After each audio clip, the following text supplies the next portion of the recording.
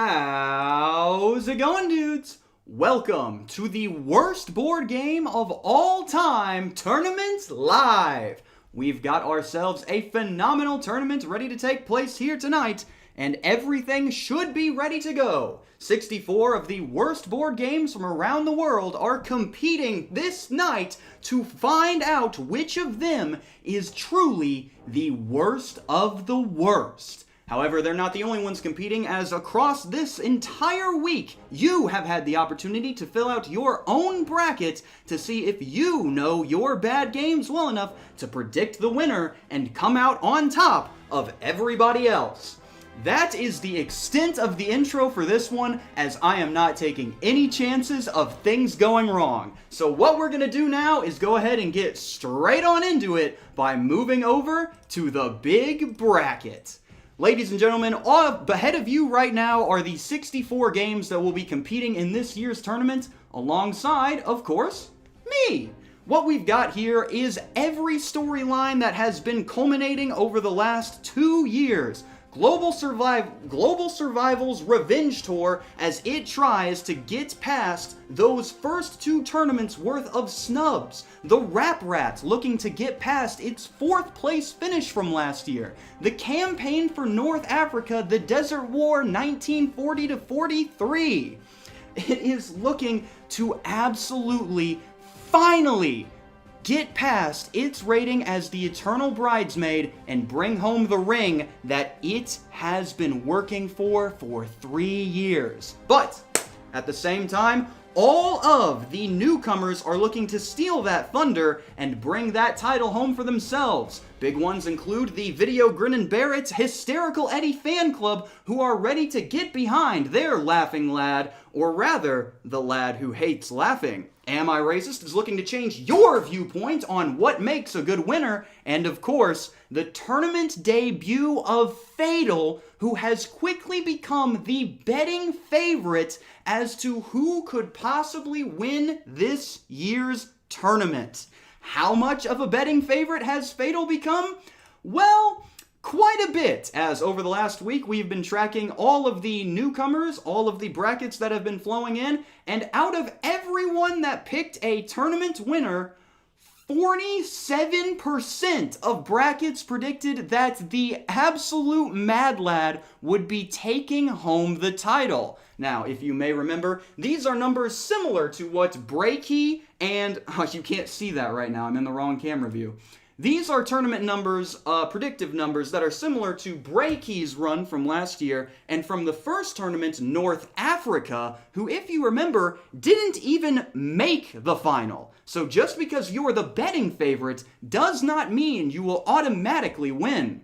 Heading back to the big bracket, we can take a look at some of the other winners that will be attempting to bring it home. North Africa, of course, always getting a bunch of support in its run. The Hysterical Eddie fan club showing out en masse with a 6.7% voting populace from everyone that sent in a bracket. And past that, you have the ones that you would expect: the Rap Rat, Am I Racist, 24, Global Survival, and the only not 1 or 2 seed to be in the top 8, the Rock, Paper, Scissors game. A lot of history there with that one, so we are going to be looking very, very good. One more thing before we get started, though, from this outlook here. You only see the top 8 games because those were the only ones that fit on the thing. Something you might want to keep in mind is the 9th most selected game from our pre-bracket fill-ins, which is, if I can switch myself over to the right side here, the 9th most selected game to win the tournament out of anyone was the 16 seed Pictionary vs. AI. If Pictionary vs. AI wins this gosh dang tournament as a 16 seed, I am going to fire the entire selection committee for that egregious misseeding. So we've got a lot on the line with this tournament, and there's not only a lot on the line for the NBGA selection committee, but there's a lot on the line for you too.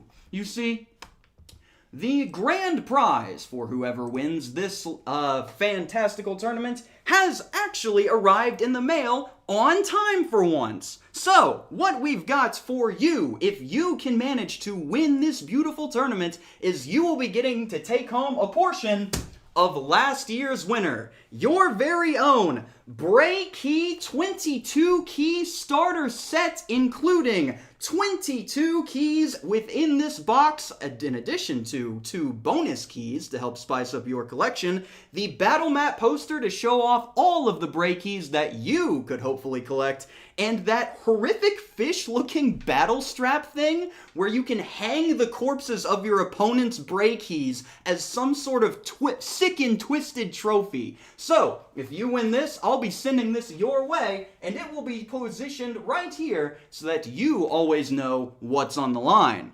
This is going to be a phenomenal time, but since we have a lot to get through tonight, I think it's best that we go ahead and get started. First off, let's go ahead and head on over right back to the big bracket as we begin showing off exactly how the voting will be taking place this time around. We will be running it similar to how we ran it in past years. One region at a time, Stink, Stank, Stunk, and then Stonk. And then from there, we will continue to lower the amount of games in each bracket until once we reach the Queasy quarterfinals, we will do all of those matchups at once. We will be doing this through a phenomenal survey little website that I managed to find, and I think it will go swimmingly. So, let me go ahead and hand on over to there. This one is going to be a bit of a nice little more laid-back one than the selection show was, so that I can accurately, or more feverishly interact with the audience as things go around. I see a bunch of people are loving the microplastics, loving the plastic waste that is going on in here, and we've got a bunch of people hoping for a fatal sweep, so we'll see if that takes place. So, let me go ahead and send us over to the Stink region opener so that we can properly get started on the voting. You can see here all of the matchups that will be within our first grouping. And it is time. A lot of people are asking about Joshua. Joshua is fine. He unfortunately once again will not be able to join us on this year's stream. Once he got out of the hospital from that last bloody nose that he got, he was immediately struck by an ambulance and then another ambulance and then a fire truck right after that. But he sends his best well wishes and regards. He has, believe it or not, RPS winning it all in his bracket. He really thinks that rock, paper, scissors is going to be able to get it done this year. I don't see that happening, but then again, I picked Rat Splatter in round 1, so what do I know? So, let's go ahead and get this started. We have, yes, right. So, I bring up the Stink region opener here. So, it's very simple. I'm about to post a link into the YouTube chat, pin it to the top of the chat, and then from there, you will be able to go into that link, vote for each of the games that you want to progress, and then hit finish, which will record your response. Once that is done, you will have a minute and a half total to get your vote in before the voting stops. If you get that in past the 1.5 minutes area there, it will automatically not count your vote. So there is a 1-minute timer on the thing in order to make sure that yours gets submitted if you start voting late. I think from there, we are all good to go. So I will go ahead. Also, you will be able to see the voting results. I have that in a separate tab that I will bring up once I post the voting area. But to start off, I think it's about time we just hit up the Stink region right now. So I'll go ahead and copy that in. Take a look at everybody's stuff that I will respond to once we get this started. Ladies and gentlemen, you are about to vote in the very first live selection show.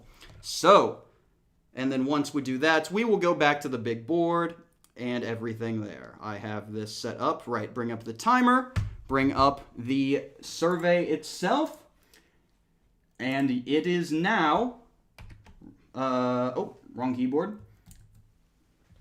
I'm about to put it in there. You have 1 minute to win it, and we will be taking a look at all of the results as they come in.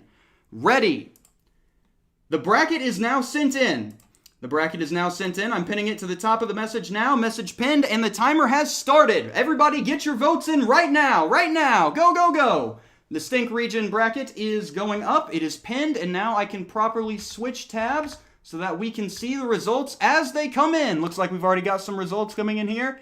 And let's see. Yes, the results are coming in. Everything is working. For once, everything is working perfectly. This is phenomenal. Oh, let's go. And the results are coming in fast, too. Let's get it. My face isn't even blocking the results. You can very clearly see the percentages there. And Global Survival is absolutely slaughtering these people right out of the gate. Let's take a look at some of these responses coming in here. We've got, come on, people are rooting for Super Deck. Global Survival, of course, absolutely killing the 16 seed right off the gate. Let's go ahead and refresh again to see if anything's happening on this end. We'll go ahead and do that. Reload. It looks like it's continuing to absolutely massacre these fools. Back of the Ritz Bits box, completely decimating everything in its path right now. Super Deck barely standing a chance. Go into here, try and reload again. Make sure this is coming in. It appears we might be having some issues. Yeah, this is what I expected. But in the initial run through here, we've got the Princess Bride is actually having some trouble with pass outs to start. SpongeBob Eels and Escalators is falling behind Beyblade right at the beginning. Candyland Connect 4 barely managing to hold off Jar Jar Binks. Speak Out is running away with it right here, completely decimating Assassin, and to no one's surprise, the campaign for North Africa is demolishing the number 2 seed. So, we are about to call it.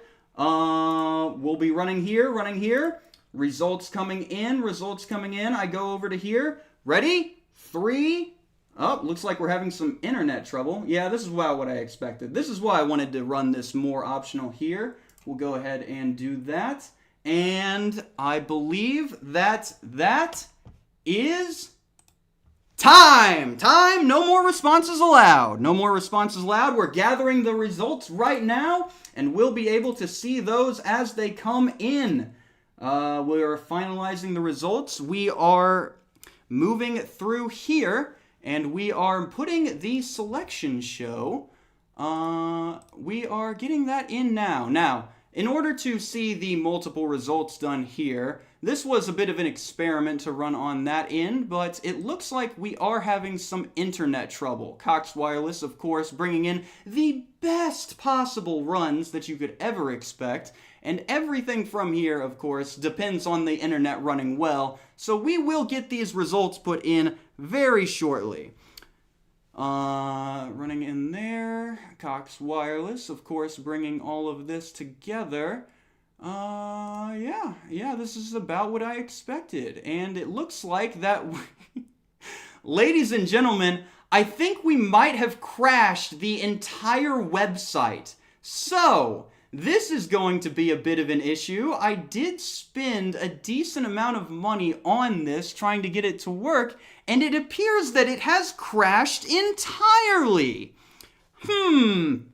Oh gosh, got destroyed there. So, from here, yeah, we have something that I did not anticipate was the amount of traffic actually crashing the website as a whole. So we're going to switch gears. This was in the hopes of actually putting together a nice, much more quick tournament experience, but instead of that, it looks like we are going to have to go back to using the YouTube poll system and run these one match at a time. This is going to take a much longer amount of time, but it is guaranteed to work. So, we're going to go ahead and shift gears to there. I did have this as a backup option, so we're going to go ahead and do one at a time.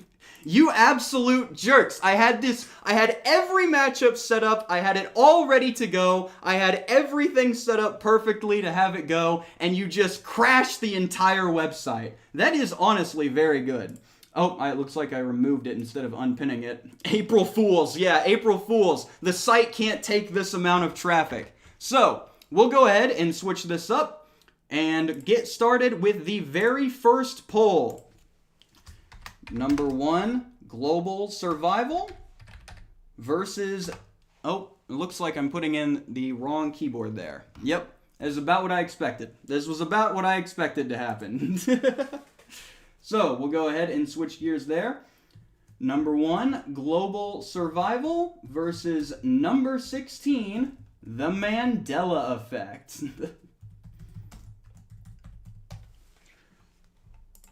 Number 1 versus number 16. Holy cow. People are saying the site is back up. This is why I wanted to take a much more low-key approach to the tournament instead of the selection show. Because I anticipated that something stupid was going to happen like this. Like the entire website crashing. Okay, it says that it's back up. Oh, and it did register all of the votes. So we are back. We're so back. We don't actually have to go to the YouTube polling system. Phenomenal, phenomenal. Gosh. Okay, so as you can see here, I'm going to go ahead and security this so that we can get rid of any repeat votes. Oh, fantastic, and there weren't even that many repeat votes. I expected there to be a much bigger repeat schedule like there was in the first one. So, ladies and gentlemen, what do you think is going to be our first winner? It's none other than Global Survival. Global Survival takes it in round 1, bringing in that incredible first round option that we expect from our number 1 seeds. The Mandela Effect never stood a freaking chance. Also winning it out in round 1 is Back of the Ritz Bits box. The number 9 seed completely decimating Super Deck with a 40 percentage point lead. Completely absurd. Also advancing will be the Rock, Paper, Scissors game over Don't Lose Your Cool. That one, there was a lot of audience support behind Don't Lose Your Cool heading into this one, so I'm surprised that it didn't end up doing better. It got absolutely murdered, but I guess that's what happens when you go up against a former number 2 overall finisher. Also advancing from this one is the Princess Bride in an extremely close matchup. Holy cow, a 52-48 matchup against the number 13 seed Pass Out, almost losing it right at the very start. That is absurd. Moving on from there, Beyblade the trading card game actually ends up bringing in the win. Another 52-48 matchup. Beyblade the trading card game is going to take out Eels and Escalators in round 1. Our first initial upset. That is crazy. Candyland Connect 4, of course, brings that in with a 57-43. A little closer than it was expecting, but Jar Jar did end up winning it there. Jar Jar did not end up winning it there. There was a lot of support behind Jar Jar, but it didn't end up doing it. Speak Out, of course, completely evaporated Assassin in every sense of the word, bringing in an 88-12 matchup. Assassin never stood a chance. TCFNA TDW, no surprise there, bringing in an 80 percentage point win over Netflix Trending Now, and that will put in the first round of games for round 1. Let's go ahead and head on back over to the bracket and input these so that we can take a look at some of our next matchups. So, Global Survival versus Back of the Ritz Bits box will be our next matchup in the Stink region. The Rock, Paper, Scissors game will be taking on the Princess Bride after a very, very close matchup in round 1 against Pass Out. It is not looking good for the Princess Bride. It will need to bring its A game if it wants to take down a titan like that. Also advancing is Beyblade the trading card game with a massive upset over SpongeBob SquarePants, taking on Candyland Connect 4, who also almost got upset by Jar Jar Binks in a pretty decent attempt from Jar Jar. And moving us out of the Stink region, we will have the campaign for North Africa versus Speak Out. Looks like everybody is wanting either more time or McDonald's. I believe we will be able to give more time on the voting just in case more website issues come across, but we will definitely give more time. But the Stink region is now set. Look at these wonderful games that we have advancing for us now as we advance over to the Stank region. Luna, wipe myself all the way over there and see if we can't get this bad boy moving. Yes, we're seeing people realize just how screwed their brackets are right now. I am not ordering you McDonald's. We just got started, and we've already caused major structural issues to a website in the process. So we're going to take this one step at a time and move nice and slow. I've also realized that I've had the timer going this whole time. So we'll keep going from there. And, what's the next thing? And yes, we'll do a quick round after every major round, not after every major region, so that I can set up the WeebGoat Live big brackets and all of the upcoming matches, and then we can go from there. No McDonald's! No McDonald's! We have much more games to vote on. Some of the games that you will be voting on in the Stank region. We've got Video Grin and Barrett versus Oh My Cabbages. A lot of people loving the cabbage game. Let's see if it can compete with Hysterical Eddie. We've got Public Assistance versus Pug U, a good matchup there. Joel Harden's Mogul versus the Worst Case Scenario Survival Game.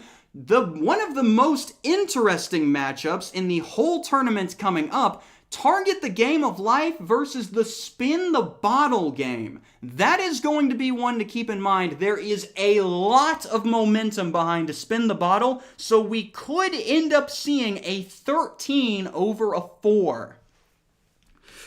Whew, too much talking. Time Control versus the NBC TV News game is another one to keep an eye on. Ms. Monopoly versus Tournament Classic WWB. Everybody loves WWB and is waiting for it to absolutely sweep like it does every year. Nonpartisan Uno versus Candyland, and 24 the DVD board game versus the Book of Mormon Quest. So, let's go ahead and get that next tournament matchup set up and ready to go. I just have to go over here. And can I ask a favor? Can we not crash the entire website this time? I would just like to be able to refresh and to see the things as they come in, instead of the entire site going down and we have to try and run it from there. So, the Stank region opener here. Looks like Fire is looking for the Rat to take the crown. We should be able to go on there. Yes, we do need to give more time. Would you like 2 minutes or would you like 3 minutes? Please don't crash the website this time.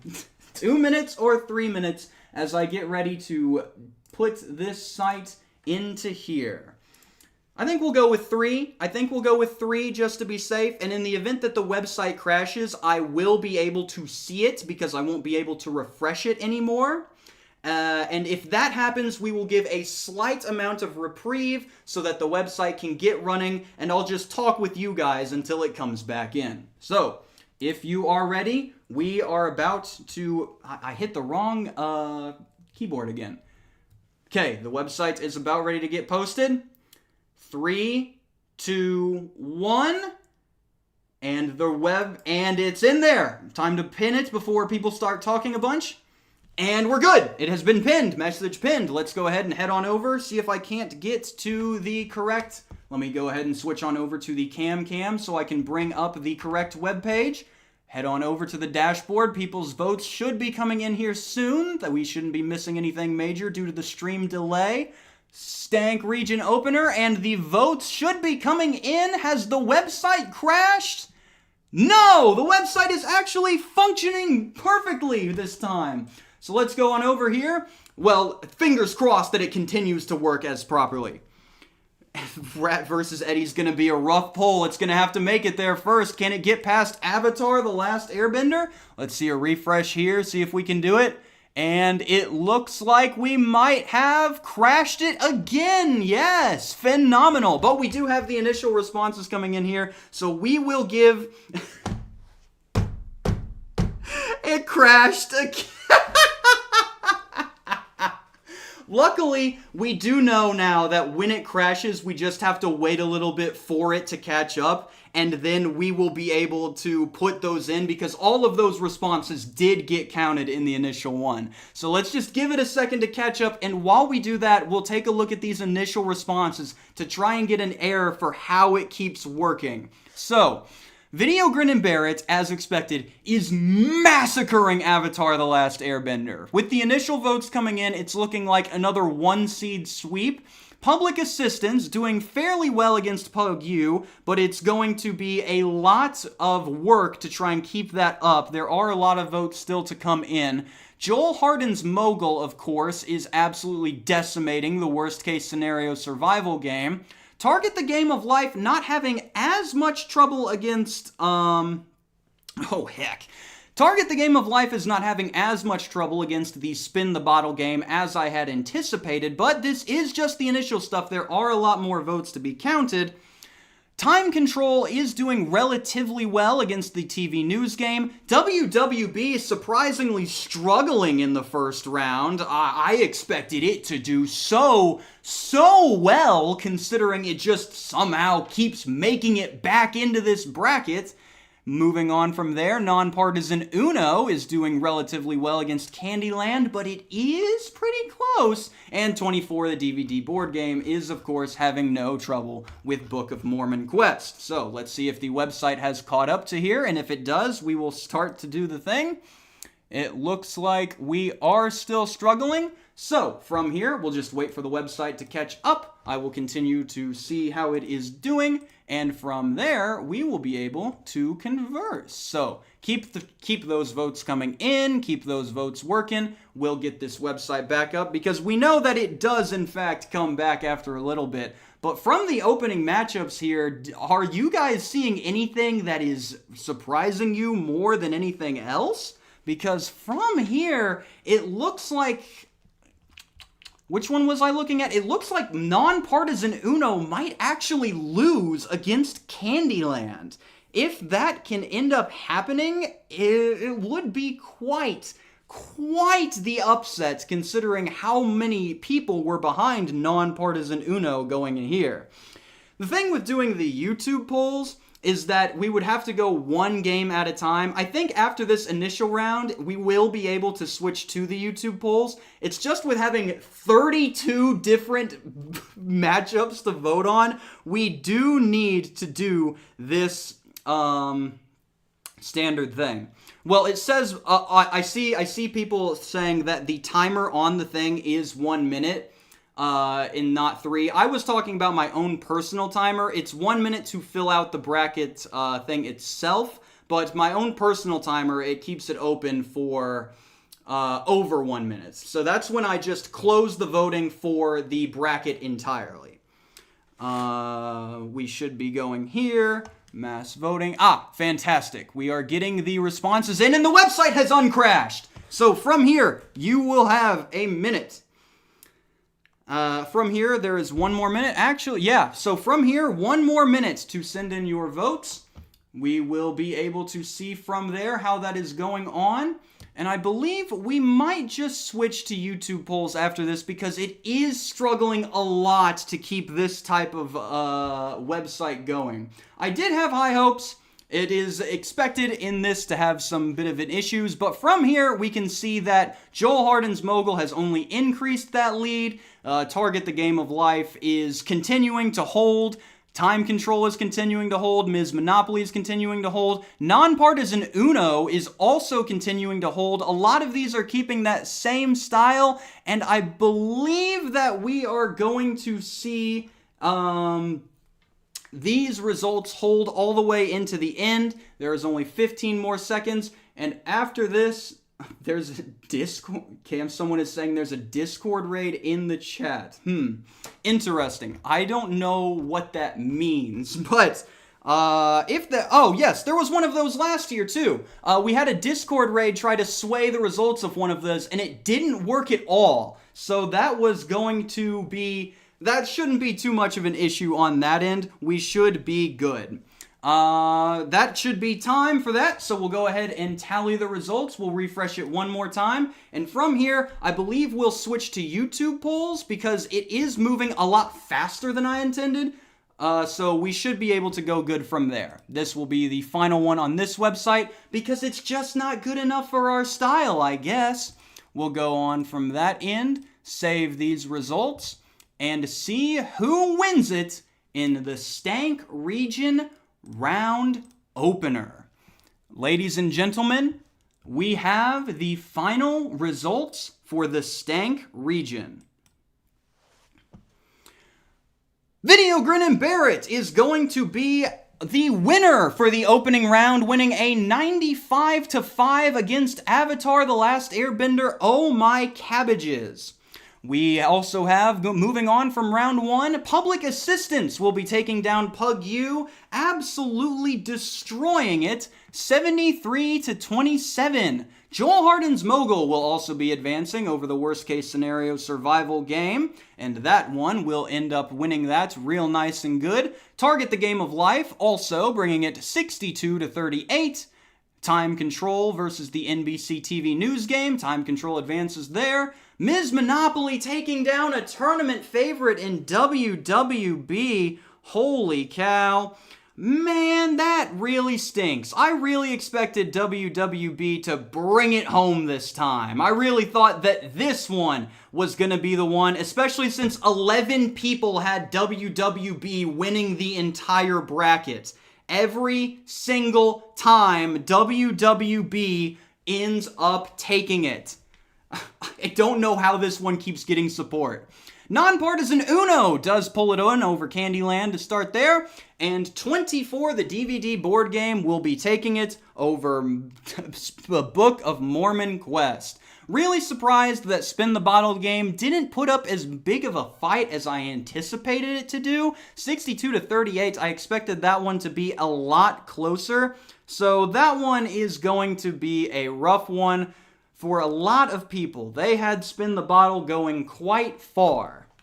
From there, we can overturn to the Cam as I begin to put together our new format of doing YouTube polls, because you people absolutely just keep crashing the gosh dang website. I spent an entire day putting this thing together, and you crashed it in less than 3 minutes.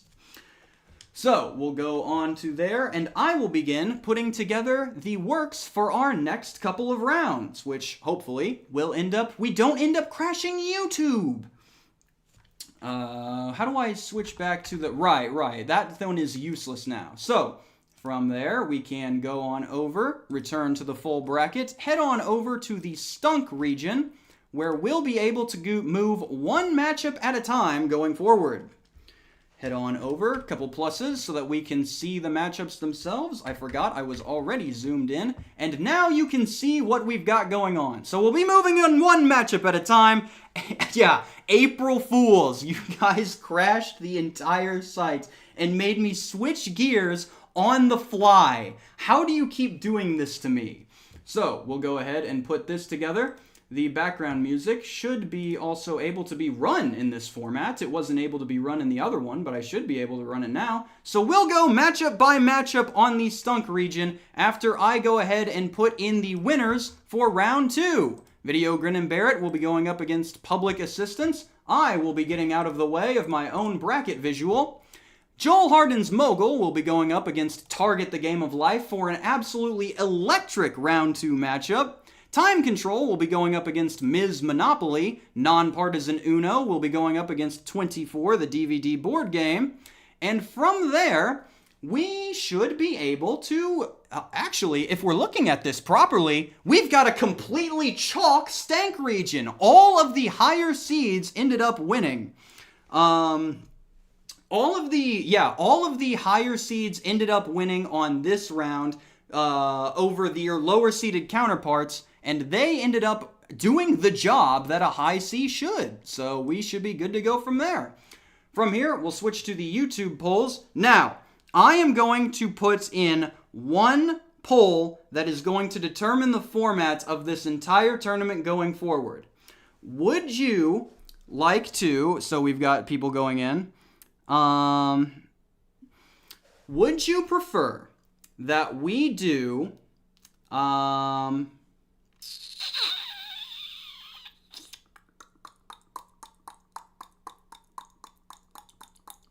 would you prefer that... Yeah, you know what? There has been a lot of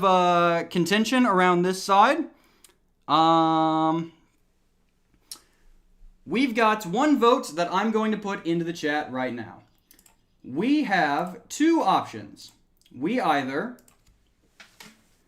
go back to the previous format. I conduct it entirely. So there's a lot of people asking why we switched to live this year. And it's because there was a lot of issues with Tournament 2, with its performance and stuff, everything around that end. So I'm going to ask, do you want to continue in this current format, or do you want to go back to the previous tournament format? Now, there is something to be clear here, is that we will not be able to do update videos between each round. It will simply have to progress one thing at a time. It will progress entirely within the community tab. I will post update pictures within that community tab, or I can continue with the current format and we can do it in the stream polls right now. Everything is kind of a bit of a mess at the current moment, so I will leave it up to you to decide what we do from here to continue with Weebgoat 3. So I will do a poll right now to see how we do that.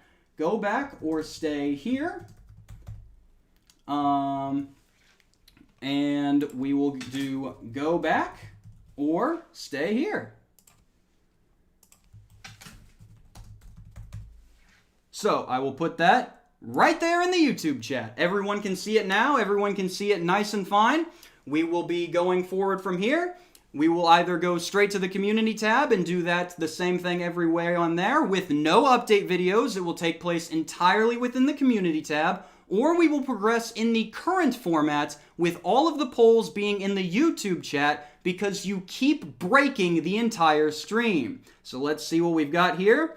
We've got stay here, too far gone now, complete and go around. And it's looking like through the votes, we are going to stay here. So this will help build anticipation. I'm sorry for all of the issues that we've seen so far. I did not expect everybody to go so hard. We've never crashed an entire website before, so that's an exciting problem to have. So from here, we will simply continue on with this in the YouTube polls to help build anticipation by going one game at a time. This way, I'll also be able to talk to you guys with that on each matchup as it goes along. So let's go ahead and start with the first matchup of the Stunk region, Fatal versus MetaZoo. Fatal versus MetaZoo on this end. We will go ahead and get that poll put in. I would like to see how you guys are going to be receptive to the MetaZoo line and how much you think it even stands a chance against Fatal. So, number one versus number one I'm putting the wrong keyboard in again. Number one Fatal versus number 16 MetaZoo. Number 1 versus number 16. It's been posted into the chat. Let's see how it does. Fatal, of course, the odds-on favorite to win the entire tournament, and through the initial vote, we are seeing that very, very well. Fatal is sitting at about a 96% chance to win through just that initial portion. Let me go ahead and get this background music going so that we have a little bit of a fight in us. But we can go there. Yes, it is looking like a complete bloodbath. A fatal sweep. This is really just a complete destructive force that Fatal is putting on right now. 900 votes, and 96% of them are going straight towards Fatal. This is a completely unprecedented destructive force that we haven't seen in one of these since Breaky. So this is going to be, honestly, yep, we can go ahead and call this right now complete and total fatality. It looks like Fatal will be moving on to round 2. Complete and utter destruction from this one right here. It is just gone. Never stood a chance. We have not seen a blasting that hard. Since break, he posted a 97% victory against Shark Attack. It is going to be a very, very tough matchup for anyone going up against Fatal. Speaking of who's going up against Fatal, we will have to see who's going up against it next round between the number 8 seed Gotcha and the number 9 seed, the Oregon Trail card game. Yes, I do still, legally, I am still contractually tied to doing that Fatal character stream, which I imagine will be taking place sometime after this is over. We'll go into there right now. Who the heck is it competing against? Number 9, the Oregon Trail card game. Let me get that put in there. Number 8 versus number 9. Now, this one is going to be a bit of an interesting one, because this could really go either way in terms of who is going to win it all between Gotcha and Oregon Trail. But really, does either of these games stand a chance against Fatal in the next round? Is the winner of this one just a formality, or is this one going to have a chance to take down the Titan? Seeing as it's right now we're looking at a 50-50 split! A 50-50 split between Gotcha and Oregon Trail. And oh my gosh, the last time we've seen one of these was another 8-9 matchup last year between whoever the heck that King Kong board game was going up against. It's back and forth. Each one's going 50-51 on that end. We go from there to there. It's a complete deadlock. Looking at the timer, it appears that whichever one of these ones hits 51 next, it's going to be the deciding factor. Actually, it is telling me which one is ahead at the current moment between the 50-50. Right now, Oregon Trail has a slight lead. We're looking at just a few seconds left on the poll, and I believe that is going to do it. And it barely moved ahead. Ladies and gentlemen, the Oregon Trail card game has won by 1 percentage point.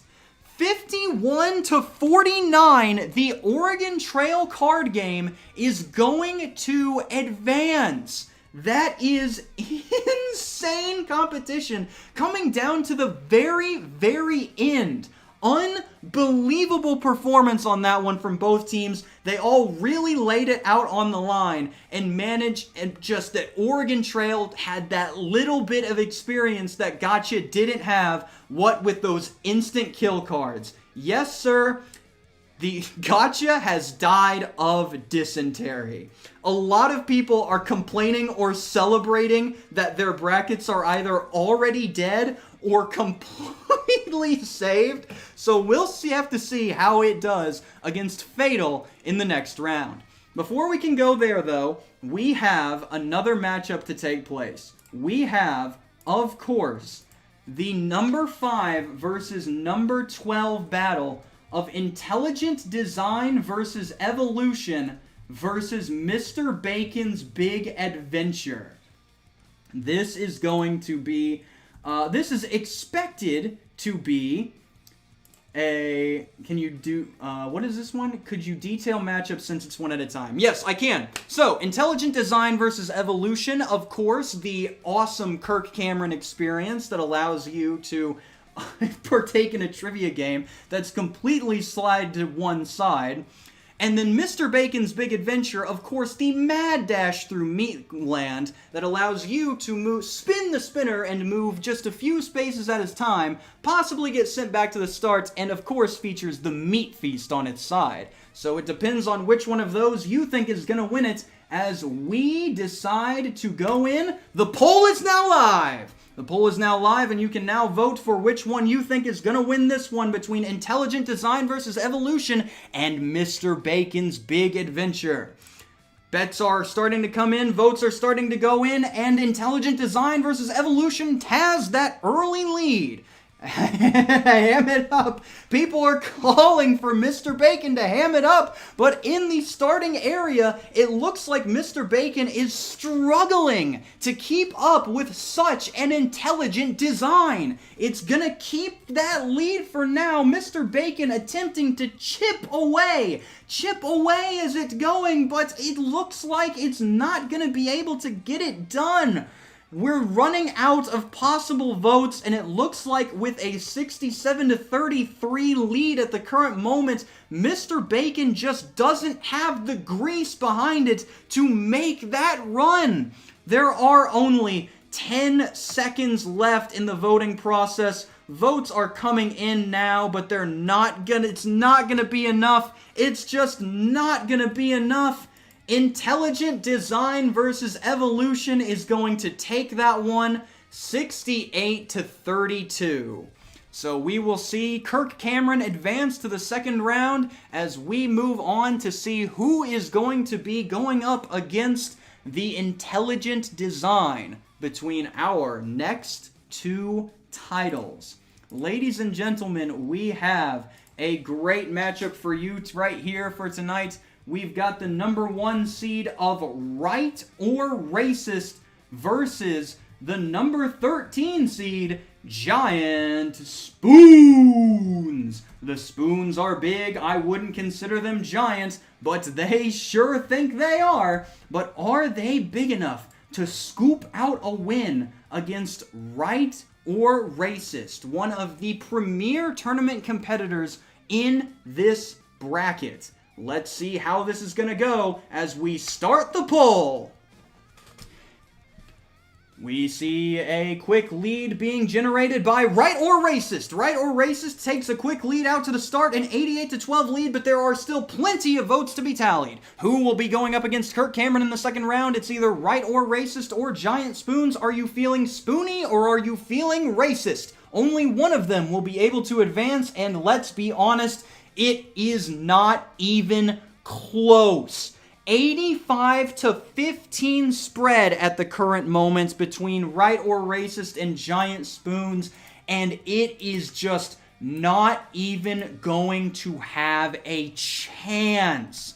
Right or Racist is absolutely laying on the heat, and it is not letting up at all. We have ourselves an absolute massacre, and I believe that it is time to just straight up call this one. Right or Racist gets it done. We've got a comment saying hydrogen bomb versus underdeveloped fetus, and that is kind of what this matchup felt right as Right or Racist decimates the Giant Spoons to move on to face Intelligent Design versus Evolution. That is what a lot of the predictors said was going to be a good Stunk region matchup, and I cannot wait to see who comes out on top in that one. So, as we move down to the bottom half of the Stunk region, we go ahead and take a look at a new matchup. We have... I definitely don't want to end on Shizap versus Happy Board Game, as that one is expected to be an absolute massacre. So we're going to go from the bottom to the top in this area, like we did with the selection show. From here, let's go ahead and start getting this poll put into the chat. Fatal had a better sweep, let's go. I think that Fatal 96% sweep is going to be very, very hard to top. Very sad. He thought that the Spoons legit had potential. They might have, but not against the racism. It just never had a chance. So, what we've got here is the number 2 seed Shizap versus the number 15 seed Happy Board Game. We have a phenomenal game ready for you tonight, ladies and gentlemen. A lot of people are rallying behind Happy Board Game to advance and become the second number 2 seed ever to beat a 15. There's only one way to figure out if that's going to happen, though. The voting is now live. We've got ourselves a quick lead from Shazap out the gates, but not a large one. We're looking at, with the initial votes coming in, a 53-49 split in favor of Shazap. We are seeing a potential of a great upset here, but it's going to need a lot more support than what it has now. Number 2, Shazap, is holding on to that slight lead going in, but it's wavering between 51 and 52. This is the exact type of scene that we saw when Global Survival went up against Bean Boozled in the first Weeb Goat tournament. We've only got a little bit of time left on the timer, and he's tied it, but it's not tied again! It's going between 50-50 and 51-49. Shazap keeps having its lead chipped away at, but keeps getting it back as this comes through. We're looking at it, it's going back and forth, the votes are coming in, we're running out of time, time is running low. 3, the timer! It's not gonna get it done. Wait. Look at the thing. Look at the poll. 50-50. If you look at the poll in the chat, it says 50-50 split. This is unprecedented. We have ourselves right at the end a tie. It is an actual 50-50 split between the two board games. That is absurd. If I am able to look at the actual vote numbers, we might be able to determine who won this out, but I don't think that I can. This is an unprecedented finish here, and since I was able to look at the exact numbers in the previous one, I had no way of predicting that we'd be doing YouTube polls, and therefore have no way to determine who wins in this tie. So, what we are going to do... No, we're not doing a coin flip. We're gonna have to do another poll. So, the recount. From here, I used the wrong keyboard again. So, from here, we have one option. We will do a 15-second ultra-fast voting election that will determine who wins it out right at the start. You only have 15 seconds to vote, and from there, whoever has the most recent lead when that happens will be considered the winner. We have ourselves an unprecedented tie situation, and it is going to happen now. 15 seconds. 15 seconds to see who's going to win it all. 15 seconds is running there. 15 seconds, and it looks like Happy Board Game has the initial lead. We have Happy Board Game taking it at 52 and 53. 7 seconds left on the timer. 7 seconds left. We've got it. It looks like Happy Board Game currently does have the lead. And time in the poll. On the recount. In overtime. Happy Board Game takes it for the win. Unbelievable. We have, for the second time in tournament history, a number 2 seed has been defeated in overtime at the very last minute. Happy Board Game will be advancing to the second round over Shazap. This is completely absurd. The AI-generated promotional pictures barely pushed it over the edge. And ladies and gentlemen, this does certainly look like a 27 by 19 inch board moment. Baby, it's madness. It is an April atrocity, baby. This is insane. So, from there, Happy Board Game is going to be going up against one of these two fine competitors. We are going to see... This is one of my most feared matchups by far. Number 7, Rat Splatter, is going to be going up against the number 10 seed, Hit Send, April Anarchy. April Anarchy for the win as we see another historic upset. This is huge. But we are moving on to see who will be playing them in the next round. we have the number 7 seed Rat Splatter versus the number 10 seed Hit Send. I am going to hope that and pray that my boy Rat Splatter manages to pull this one out here.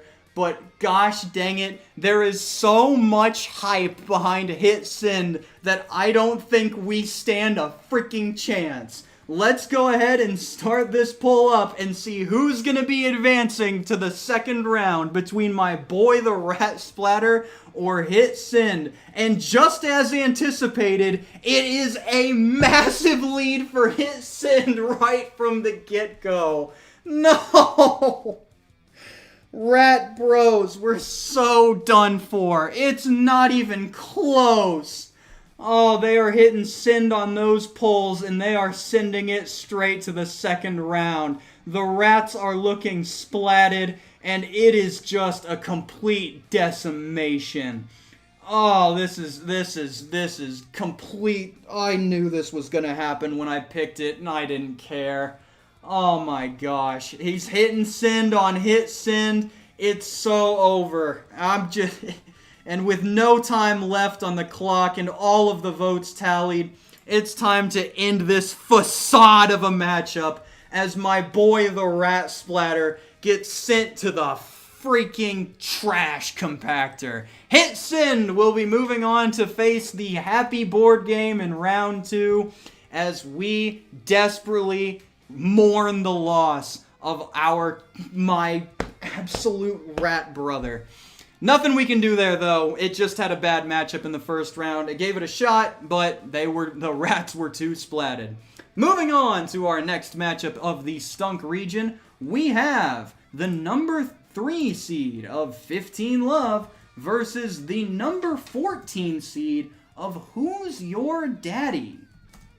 15 Love, of course, containing Biggs Calderhead, the leading tennis hustler on the Eastern Seaboard, but depending on who your daddy actually is, it could end up taking down one of the premier tournament personalities. So let's see if Biggs Calderhead is going to be able to bring it home this time, or if for once he will be the one getting upset.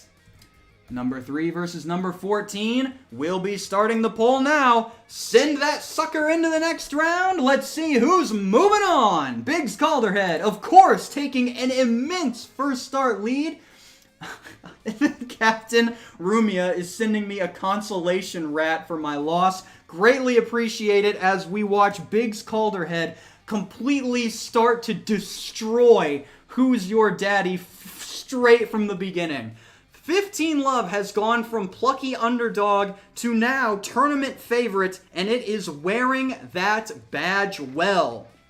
Coming out in its first matchup, he's ruling the Eastern Seaboard, he's ruling the matchups, once beat time control with 1 foot tied to a concrete block, started matchups in Weeb Goat 1, and baby, he's looking to win more than 5 games out of 7 this time around. The votes are tallied, the votes are coming in fast, and brother, he never stood a chance. Who's your daddy? The answer to that question should be obvious. It's Biggs Calderhead, who's moving on to round 2.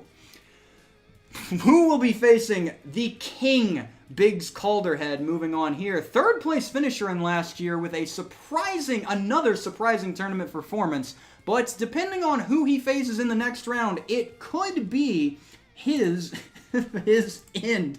I doubt that though. Keeping track, I see people keeping track in the chat. Yes, we are at his first win out of 7. Let's see if he can get another 5 of those as we move on to our next matchup. The Mad Libs card game versus Bottle Flip the board game. I forgot to put in a seeding number for Mad Libs. That would have gotten me lit up. Mad Libs versus Bottle Flip, of course. The winner going on to take on Biggs in the second round. I struggle to type while I speak. Mad Libs versus Bottle Flip. Mad Libs, of course, being the game that you can lose before you even get a turn, while Bottle Flip comes in with a trend that died before they could even get the game off. Looking good, looking solid. Let's see which one of them has what it takes to move on to the next round. Will we see another 11/6 upset, or will Mad Libs actually do its job and get this done straight from the start? Number 11 is actually, and surprisingly, no! Surprisingly, Bottle Flip takes an early lead. Holy cow! Bottle Flip comes out here and is putting on a show as the number 11 one. Do a bottle flip as it comes out to a 64-36 lead straight from the start. This is not something that I anticipated happening, but it's one that's happening nonetheless. We'll see how this continues to go forward as we continue to move along, but with the votes coming in the way they are, it is not looking good for Mad Libs. 64-36, that is not an area that you can possibly recover from with this amount of votes in. Ladies and gentlemen, it is a good enough matchup to call. We are flipping on to the second round with Bottle Flip the board game taking it and going up against 15 Love in round 2. Get flipped off is that the rallying call for the Bottle Flip crowd? Get flipped off? Straight up flipping it right now? Sad lips. But seeing that we've got that put together, we now have all of the games that will be competing in the Stunk region round 2. Fatal versus the Oregon Trail card game. Intelligent Design versus Evolution versus Right or Racist in what is anticipated to be a bloody matchup there. Bottle Flip the board game versus 15 Love. And Hit Send versus the surprise upset of Happy Board Game going to the next round. We only have one game left to look at, or one region left to advance to as we take a look at the next region. The final one being the Stonk region. So let's go ahead and move up into there and see who will be competing. Ladies and gentlemen, I hope you don't mind me playing the the storyline game here. But if you don't mind, I'm going to be saving Am I Racist versus Pictionary versus AI for the last matchup of the Stonk region. I am definitely keeping this one for the end because, frankly, I am absolutely terrified of what this matchup has in store for us. I think it will be a very good one to end on, so we're going to start this one off with the video board game Rap Rat versus Risque. Let's go ahead and get this poll started. Moving in here. Number 2, the Rap Rat versus number 15 of Risque. Risque, of course, being one of the incredible Diplomat titles that are competing in this year's tournament. And the Rap Rat, if you don't know him by now, then I wish I was you, because you have been absolutely spared from a lot of psychological torment. I anticipate that Risque is going to put up an incredible fight here and get absolutely mollywopped regardless. So let's go ahead and put that into the chat and watch in horror as a war crime gets put before our very eyes. Blood for the boss, souls for the Rap Rats, and ladies and gentlemen, it is a complete and utter decimation. 92% right off the bat for the Rat as we continue to move alongside there on that edge. There is under no circumstance any way that Risque could return and get this matchup back. Mathematically impossible to win in just 10 seconds of voting. The Rap Rat has already put me in the position of having to call the poll because it's just that much of a blowout. Risque went out here and got mercy ruled. It is a complete and utter rat sweep. Unbelievable. Tribute to the boss. Long may he reign. The supporters of the Rats are many, and they are vicious, and they will be seeing their boss move on to the second round. Complete and utter devastation for the Diplomat Sales Co. in their first outing. But they do have 2 games left to go. So let's move on to the next matchup to see who will be moving on between Hangman from Milton Bradley and Beispielet, the Poop Game. Beispielet, of course, being one of the more controversial finishes from last year. A lot of people thought that Beispielet was robbed in the first round against the Vanilla Ice electronic rap game. We will see if that group has remained supportive of their Poop Game to this point, or if it is just in for another devastating round 1 exit. I now need to attempt to type in Swedish as I put in the name Beispielet, but I believe we now have this ready to go. A lot of people are calling for Beispielet. A surprising amount of people calling for Hangman. And ladies and gentlemen, it's time for you to decide which one will be moving on. People are saying that they need to poop on him. People are saying that it's the Poop Game's time. People are saying that it's revenge for Vanilla Ice, who, may I remind you, didn't even qualify for this tournament because he didn't get the votes, like a failure. So which one is it gonna be? It looks like the Poop Game has the early lead, but how is it going to be able to hold that up? I actually should not have thrown that box, as I desperately need it to cover up that part of the wall. So I'll be right back. But he absolutely deserved it for robbing the Poop Game in that first matchup. As, ladies and gentlemen, it's looking like Beispielet does have that lead. 61-39. Get crapped on, get pooped on. They're saying to flush the Hangman. There is just way too much good advertising behind Beispielet right now for it to lose. Ladies and gentlemen, I believe that there is only one thing that we can do in this situation, and with a 60-40 win, Beispielet will be moving on to the second round. Avenging its loss from last year, Beispielet finally gets its first tournament victory and will be going up against the Rap Rat in round 2. Best of luck for you there, buddy. That is a rough round 2 draw, to say the least. But for now, the Beispielet fan club is riding high. They're saying it's flushed. Hangman is gone. It got pooped on. And now we're moving on to the next matchup. So, we'll see how that does going on from there. And for right now, we have ourselves another potential upset, possibly. At least another Diplomat title, as the number 3 seed, the Lord of the Rings board game trilogy, will be going up against the number 14 seed, Hotspots. The number 14 seed Hotspots, of course, the Lord of the Rings game, bringing its incredible soft lock potential to the event, and the Hotspots bringing its beautiful blue raspberry flavored feet. So this is anticipated to be a very good matchup here as the polling starts.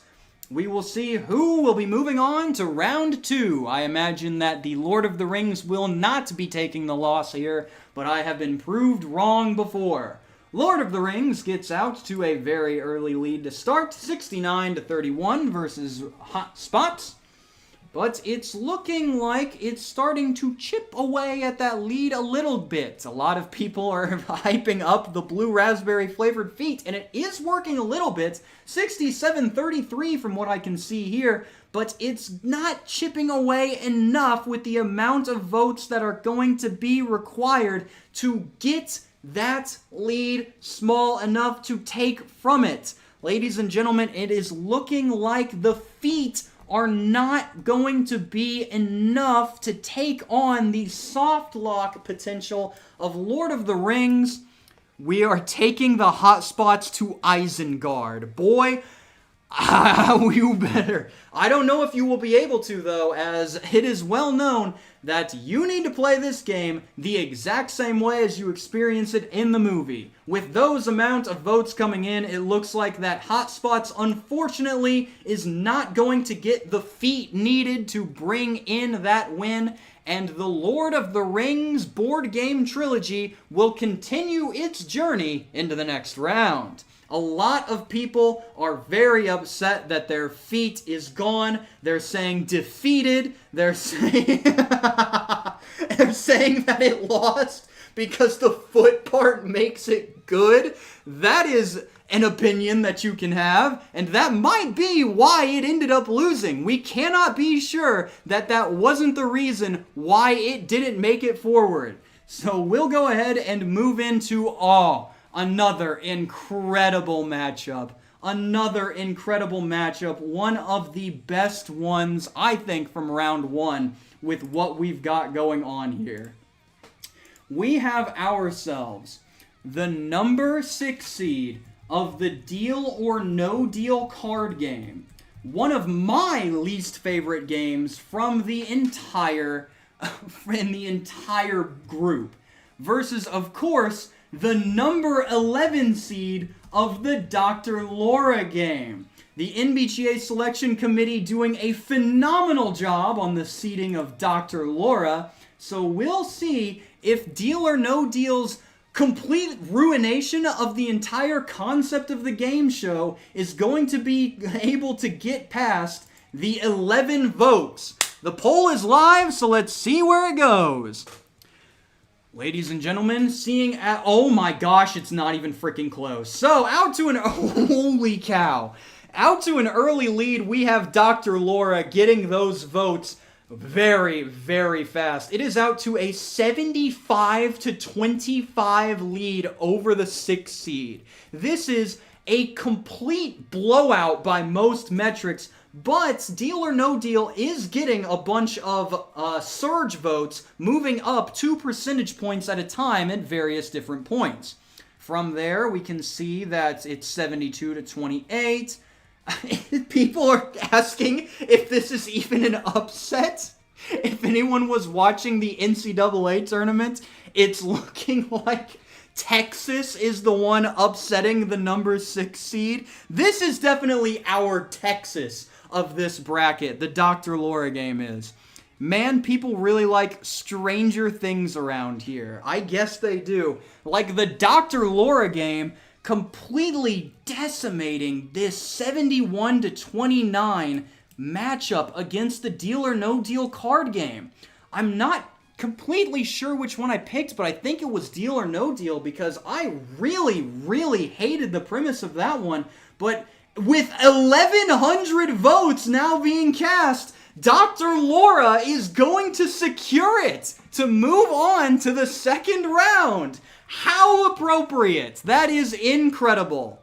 Boy, howdy, we just keep the 11s rolling in. More 11s, 11s from the chat, 11s from the people, 1,100 votes. This bad boy is moving on, and it will be facing the Lord of the Rings trilogy in the second round. That is going to be another electric matchup. People are saying if she wins, she's gonna say it. We need to make sure that that doesn't happen, or else we're never gonna be able to recover from this. 11. This is completely absurd. I love how many coincidences there are in this. I cannot believe it. For the few people in here that do not understand the whole 11 deal, good, let's keep it that way. As we move on to the second half of the Stonk region. It has been playing this whole time. Phenomenal. Let's switch to the next round of background music as we go through here and look at, this could be a good one, baby. This could be a good one. The number 4 seed of Monopoly Cheaters Edition versus Bumps and Grinds at 13. I don't know why I'm typing out the full name when I can just do MCE. But, whew, that is a rough one. I've been talking for way too long. Bumps and Grinds, of course, being the 1 seed from last year that made it all the way to, I believe, the Queasy quarterfinal before it was bounced, but only coming in at a 13 seed this year. This is, yes, if I'm looking at this correctly, this is the final Diplomat title in the entire bracket, so it has a lot riding on this matchup, or else the entire company will be eliminated from this point. I've accidentally added another option, but we're good to go now. Which one is it going to be? Is it going to be cheating, or is it going to be arson? There's only one way to find out. The poll is now live, baby. Let's see who's going to come out on top. A lot of fire in the chat, a lot of rallying behind the number 13 seed Bumps and Grinds, and it, ladies and gentlemen, is another close one. 52-48 looking in favor of Bumps and Grinds. We have a potential 13-4 upset here where we're looking to see which one is going to be the one to move on. But MCE is chipping away at that lead. 49-51 now. 41-51 now. We have ourselves a... Ooh, this one's getting really close. A lot of votes are coming in. A lot of votes are being cast. Bumps and Grinds continues to hold on to that slight lead for the current moment. Bumps and Grinds continuing to hold on to that lead as we go to the final round of votes coming in. Will MCE be able to close the gap, or will the arson hold? Only 5 seconds remaining. 5 seconds with it to do it. And the final is Bumps and Grinds will take it. Another massive upset coming through. Arson takes it over Cheaters Edition, and MCE is going to be eliminated in the very first round. That is a completely devastating blow to most of these. There are a lot of brackets that had Monopoly Cheaters Edition moving on, and they have all been burned to a crisp. Go ahead and light those brackets on fire alongside your entire house because, ladies and gentlemen, Bumps and Grinds keeps the Diplomat name alive going into round 2. Completely unprecedented round of upsets. Let's see if they can continue to go on. We are now moving on to our next matchup in this region. We will be seeing the... We will be seeing the play-in game, number 5 seed of the Veilfist's Guess Whom Gaslight Edition versus the number 12 seed of the universally beloved James Corden's Carpool Karaoke game. Guess Whom Gaslight, of course, coming in there. A lot of 11s on that end. Yes, sir. Gaslight. What was the... There was the one... there was a lot of support in the selection show for Gaslight Edition. They had some... Where is it? Yes, I see it now. I see it now.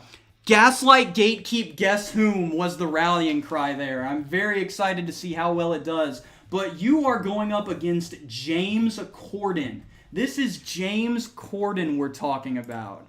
Didn't make a bracket, just here to have fun? That is A-okay. You can just sit back and enjoy the show and completely avoid the emotional devastation that comes with having MCE lose in round 1. So, we've got this now. I see some people trying to relay the James Corden crew to get Veilfist knocked out. I love to see the support for James Corden going in here, but the poll is live. Now let's see who's going to be moving on. Number 5, of course, takes the early lead, but then it's not a very big early lead. James Corden is keeping it close, only down 6 percentage points now behind Guess Whom. James Corden making a pretty decent push for trying to get past this one, but Gaslight Guess Whom is keeping the lead on his side. Corden Nation is absolutely begging for people to vote on its side, but it is struggling hard to get the votes necessary to keep this train rolling. Oh, unfortunately, it just cannot get past there. James Corden continues to not be able to get that lead down. It's trying. The people are begging. The people are doing their very best, but it's not going to be enough. Gaslight, Gatekeep, Guess Whom, as we watch Veilfisk's absolute disgusting title move on to the second round. Gaslight, Gatekeep, Guess Who is just too marketable to be able to be upset in round number 1, and it will be going up against Bumps and Grinds in the second round. The people are furious. This is looking like last year's By Spielitz loss to the Vanilla Ice electronic rap game last year. People are mad. But the people that had Gaslight, Gatekeep, Guess Whom move on are absolutely ecstatic as we move on to the final 2 matches in the opening round. So, what we have here, this is a very good one. I forgot about this one, baby. People are calling it the silent majority. As we move on to our next round, get Gatekeep, says the crowd. But what we have here is an absolute electric selection. We have What Do You Meme Real Estate Agents capitalizing on that electric real estate relatable humor, going up against the overweight claimer himself. You are overweight. What shall I be? The exciting game of career girls. This is a crazy round 1 matchup. The meme machine versus the emotional manipulation tool. This bad boy is one of probably the best matchups in this entire round. So let's go ahead and get this poll ready to go. The chat is going absolutely nuts. There are people claiming you are overweight. There are people claiming that you are emotional. There are people backing the meme machine all the way. That relatable real estate humor is going to be tricky to overcome, but who is going to do it as the poll goes live? Ladies and gentlemen, we've got ourselves a quick match. The 8 and 9 matchups are always super close. It is bouncing back and forth between 8 and 9. But right now, What Do You Meme Real Estate Agents has taken that 3-point lead out of the gate. As we come into the latter stages of the votes, the career girls are starting to chip away, but the meme machine is pulling those votes back.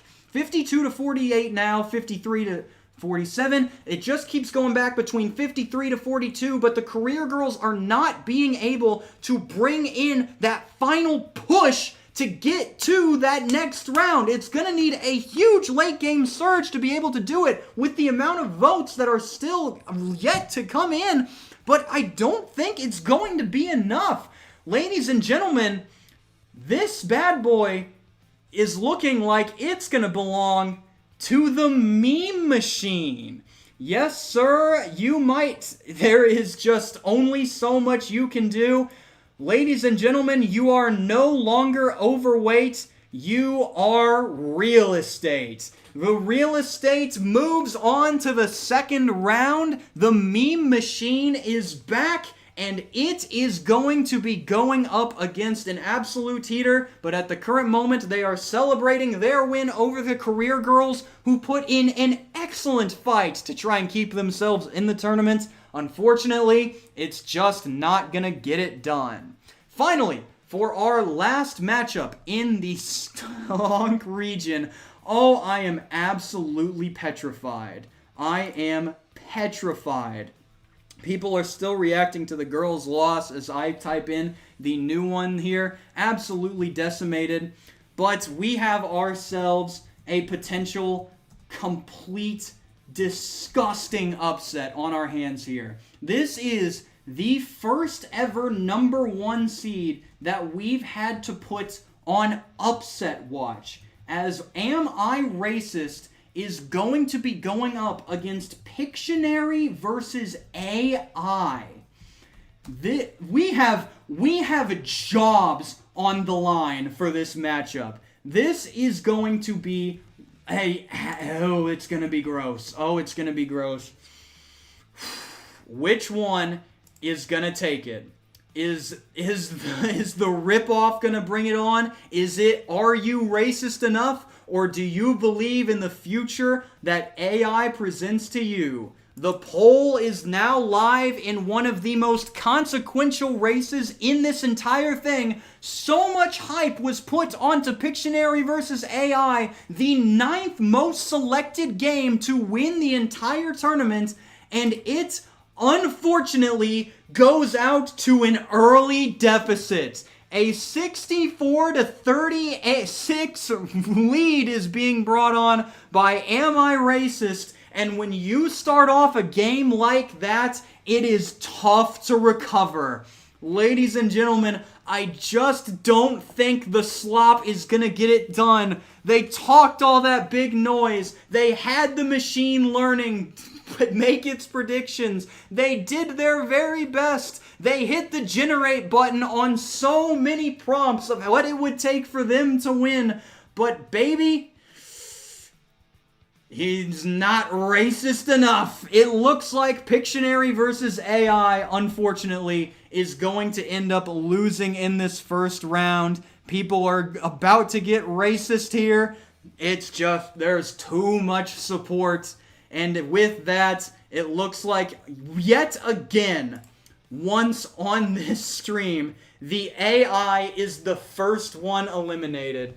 We have ourselves a huge upset potential that just did not come through. 64%. I am honestly very disappointed in Pictionary versus AI's performance, even though that was the closest 1-seed matchup we have ever had in Weebgoat history. A consequential race, you say? I guess that seed 1 is an advantage. Yes, sir. You have won the race, ladies and gentlemen. Over 50 brackets have now completely lost their winner, as Am I Racist advances to the second round. This is going to be one to keep an eye on as we take a look at, as we have finished the first round in its entirety. We now have the entire group ready to go and look at our future matchups. So, people are telling it to say hi to Sora. Everything is looking good there. People are very, very, very upset that the bots both won and lost. Everyone's just mad all the time, but I think this is going to be a very good thing. So what we've got here, I need to update the brackets to see who is in first in the bracket challenge. I also need to update the big board. People are sending me Red Baron pizzas worth of stuff. Love it. A great reference there. Love to see that. But I need to now update the big board. I need to update the brackets. I need to update the stuff. And if you have filled out a bracket and listened to the instructions and kept that tab open, as soon as I come back, you will be able to refresh that tab and see how your bracket is doing. Like what rank you currently are in the race total and what your current point total is. You'll be able to do that while I update to see who's in first, second, and third. And we will go to the same type of break that you have seen from the last one as I get that big bracket updated. Send in your hot takes to see what the games are competing in round 2. We have some absolutely stellar ones going up in here. We've got this incredible matchup of Joel Arden's Mogul. We've got this one, which I predicted an upset for. We've just got so many good stuff ready to come. So I'll go ahead and get that set up. And since Candyland has nothing going on at the current moment, what with its elimination and all that, I think I'll leave you in its capable hands while I go ahead and get this ready. So, we will be right back after these next messages from, of course, the ever-reliable Candyland.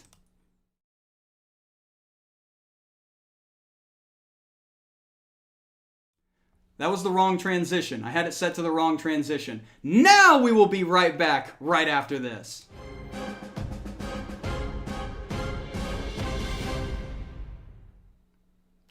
Gosh dang it. Did it again. Now we will be back for real right after this. Yeah, we got it this time.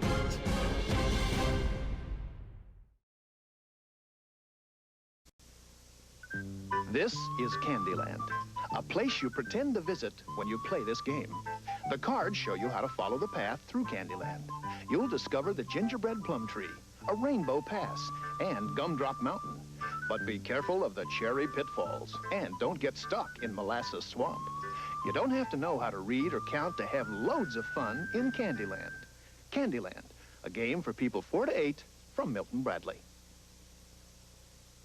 Remember Candyland, your first game? Now you can share the memories because you'll find it's still the same. No reading necessary. From Milton Bradley. There's so much fun for everyone. The game of Candyland. Candyland. A place that's made of sweets and yummy treats. Will you be the first to my castle? In the game of Candyland. Race on the rainbow path. Match colors. And treats. A shortcut. Be the first to the castle to win. Yes! Welcome. You won the game. Candyland, the Kingdom of Sweet Adventures game. Remember Candyland, your first game? Now you can share the memories because you'll find it's still the same. No reading necessary. From Milton Bradley. Want to play Candyland? Sure. You know, it was my first game, too. You remember? I'll always remember Candyland. Milton Bradley makes special games for the play school years, like Candyland and Chutes and Ladders.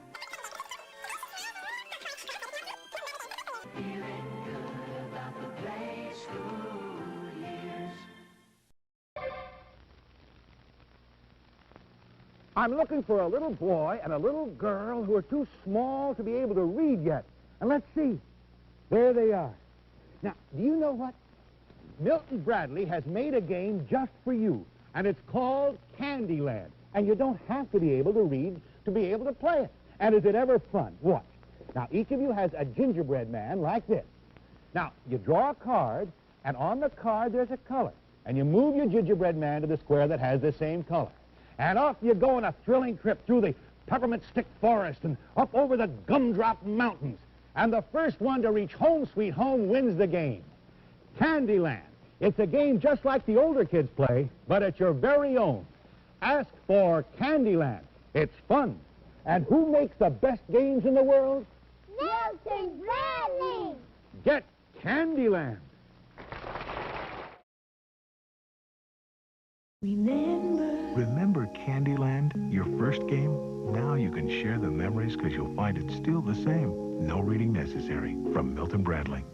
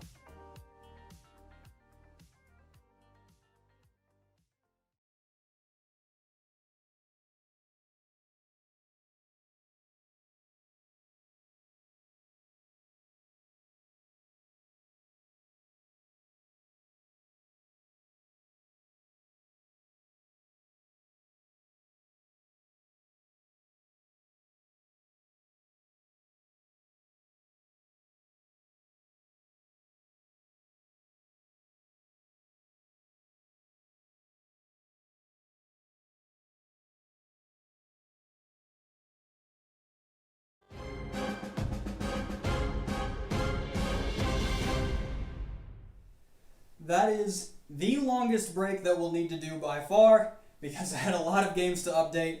I am so tired. All right, so for the bracket challenge, we currently have, unbelievably, a 6-way tie for first, which is something that we've never had before.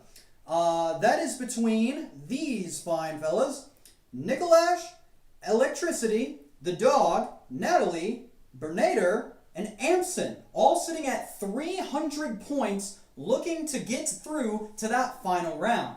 We'll have to keep an eye on that. That definitely will change. We have never had a bracket option that has ended up winning it all at the end. Every time we've had a leader right at the start, they usually continue to lead for the first 3 rounds and then drop it because rock, paper, scissors got eliminated or something.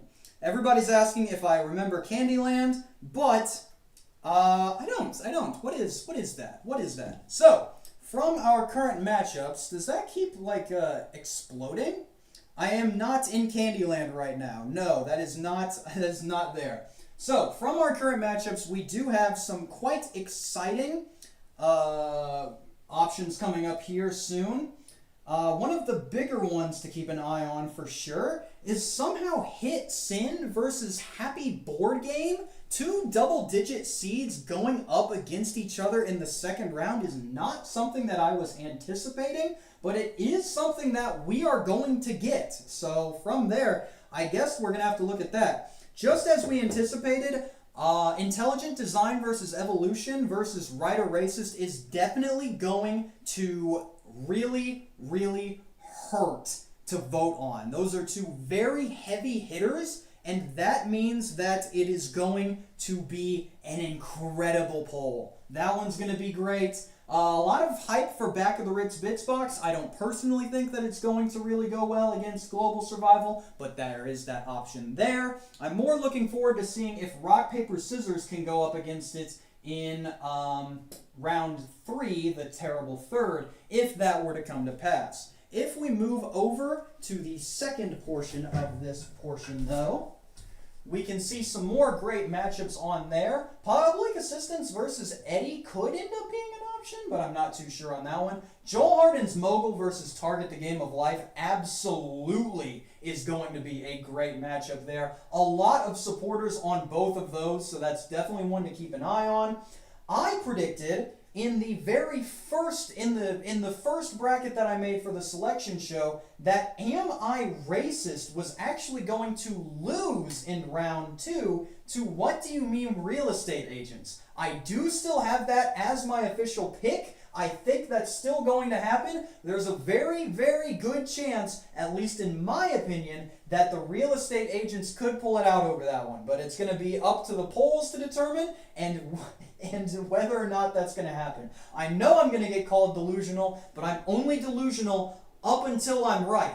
If I'm right. If I'm wrong, then I'm going to get absolutely burned for that one. In terms of down here, I'm really liking the options of Dr. Laura coming in here as against the Lord of the Rings. That one is a surprising one. That one won by way, way more than I was anticipating. So we're going to have to keep an eye on that one. And of course, Poop versus the Rats. I think that Beispielet had a great first tournament win. Everybody there is going to be phenomenal. Everything there looks great.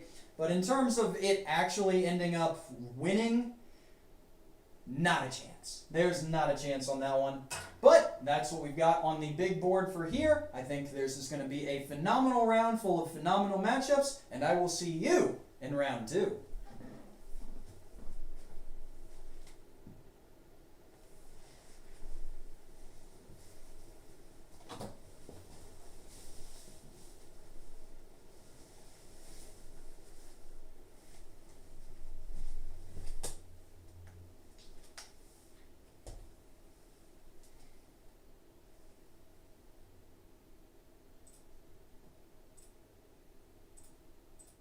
Still have no fancy transition for the exit there. I don't have a clicker, so I can't do anything like that. But we should be able to move on to the second round now. All of the kinks have been worked out with the format, and this should be a phenomenal round full of absolutely stellar matchups.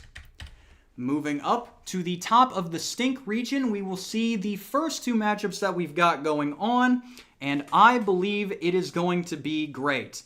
Stop spamming the Rap Rat jingle. I have already got that stuck in my head. I don't need to be reminded of it. So from here, we will simply advance to our next round of polls for the second round. We haven't reached the portion where it actually gets a good name yet. It's just the second round. But let's see if we can get some more April Anarchy with a potential 9-over-1 upset. Yeah, there were no hot takes because I didn't see any. It was pretty hard to look for those for there. But I gave some options there for potential upsets. We'll just go straight into it because we have a lot of polls left to go, and we're not running multiple of them at the same time as I anticipated. So we'll go ahead and jump straight into there. I'll remind you guys what Candyland is later. I forgot myself. Hopefully we can get some reminders on that end. So let's go ahead and jump to our very first poll. A potential upset here, surprisingly, because a lot of people are behind the... surprising amount of people are behind Back of the Ritz Bits box. So let's see if it can pull it off. Number one, Global Survival versus the Back of the Ritz Bits box. So GS here. This will go straight into the YouTube poll, just like the other ones were. Number 9, Ritz Bits. If Global Survival loses here after working for 3 years to get back into the fight, it is going to be an absolutely devastating loss. So let's get back right into the mix. Everybody's ready to vote. We've got the poll ready to go, and it's number 1 versus number 9 in the second round. Let's go ahead and see who's going to bring it out on this one. The initial results are looking good for Global Survival, taking the early lead there. Number 1 seed coming in with a 76-24 lead right at the start. Let's see if it's going to be able to uphold that as we continue to go along. 75-25 as we go into the 806, the 824s. We're getting more votes as they come in. And baby, this is a lot of people are saying the nothing ever happens tagline with Global Survival. I think that it is just got too much support behind it. When you run 9 hours of a game and barely anything happens throughout that playthrough, you find yourself having a lot of support for that one to move on.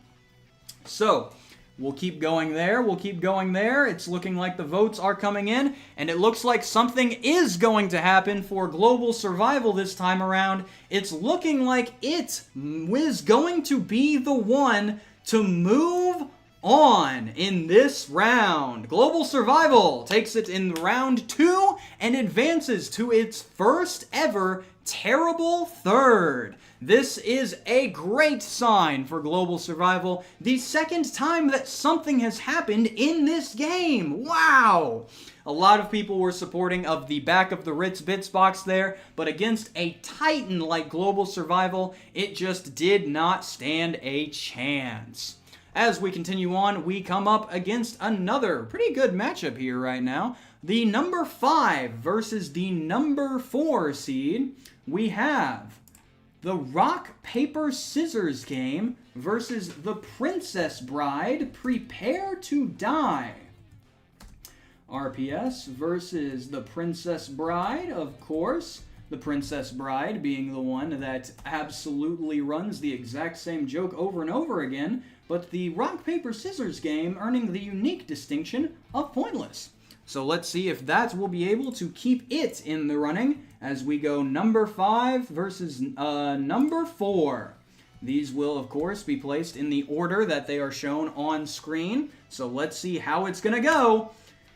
Number 5 versus number 4. Rock, Paper, Scissors versus the Princess Bride as we get started in this matchup.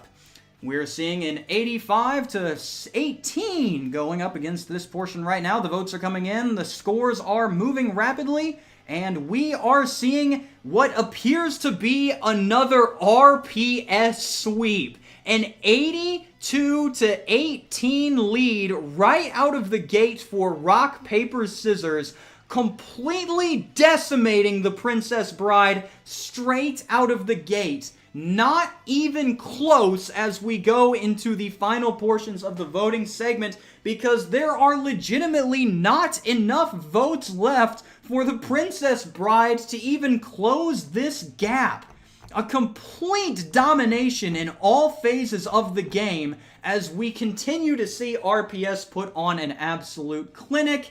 Complete and utter devastation on the form of the Princess Bride. And ladies and gentlemen, I think this one is going to be close enough to call, or not close enough to call on that end. It is simply useless, the Princess Bride. RPS takes it in round 2 to advance to its third consecutive terrible third round appearance. One of the all-time greats in Weeb Goat history, the rock, paper, scissors game is off to a phenomenal start going forward once again. We are going to have to see how it does against Global Survival in the terrible third when that time comes around, but for right now, it is time for us to advance to the bottom half of the Stink region for what could potentially be a pretty solid round 2 matchup.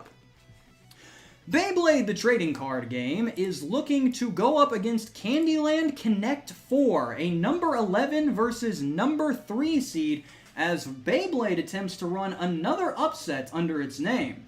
Beyblade versus Beyblade, let's be clear here, the Beyblade TCG, not the regular game, versus number 3, Candyland Connect 4. That has been inputted there, so we will be able to go there. Can you remember Candyland well enough for it to move on, or will Beyblade let it rip into the terrible third? The voting will commence now as we see which of these two will be moving on. And off they go as they look to see which one takes the early lead, and it looks like this is going to be a close one. Candyland Connect 4 goes out to an early 54-46 lead, but Beyblade TCG is keeping it close. It looks like people are remembering Candyland, but letting it rip is still an opportunity here. There are enough votes to close this gap, but the votes total is getting lower and lower for what is available for Beyblade to claim for itself. Can Beyblade TCG bring in another upset? It's looking closer and closer, but I don't believe it's going to be able to get it done.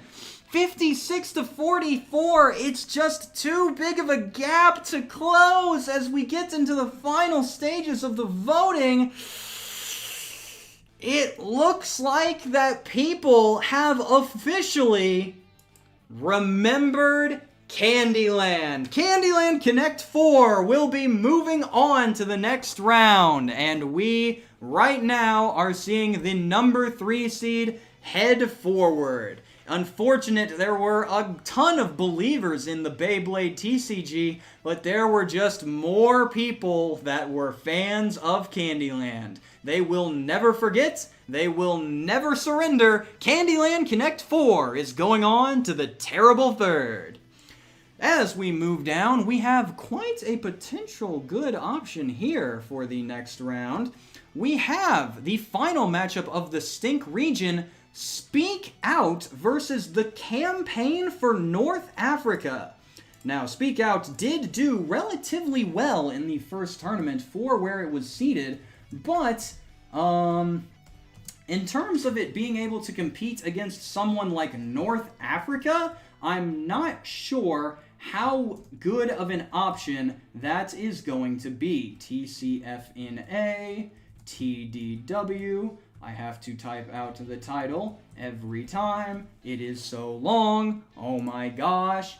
But we should be able to get this started. Now, a lot of people are calling for a CNA sweep. A lot of people are calling for this to go. I would like to remind you before you immediately click to actually read the poll options so you don't actually vote for the wrong one as we're about to get this started. A lot of supporters for CNA, but Speak Out is speaking out against it as it hopes to move on to the next round. The poll is live. The poll is live. Let's see how well it does. We move on to see who takes the early lead. What we've got now is an absolute freaking massacre. Another completely devastating start for all of these other ones. Number 2, Campaign for North Africa, pulling out to an 85-15 lead. People are blessing the rains all over North Africa as it continues to put on devastating performance after devastating performance. The winningest game of all time in Weebgoat history, it just has not managed to get it done at the very end. So if it can manage to do that, it would finally get that ring that has eluded it for so long, but in order to do so, it's going to need a pretty strong performance like it has put on this tournament. 2 completely devastating showcases in the first 2 rounds. This bad boy is looking good. It's getting pasta pointed, and unfortunately, I do not think that Speak Out is going to be able to close this gap. Ladies and gentlemen, the Campaign for North Africa, the Desert War, 1940-43, will be moving on to the terrible third.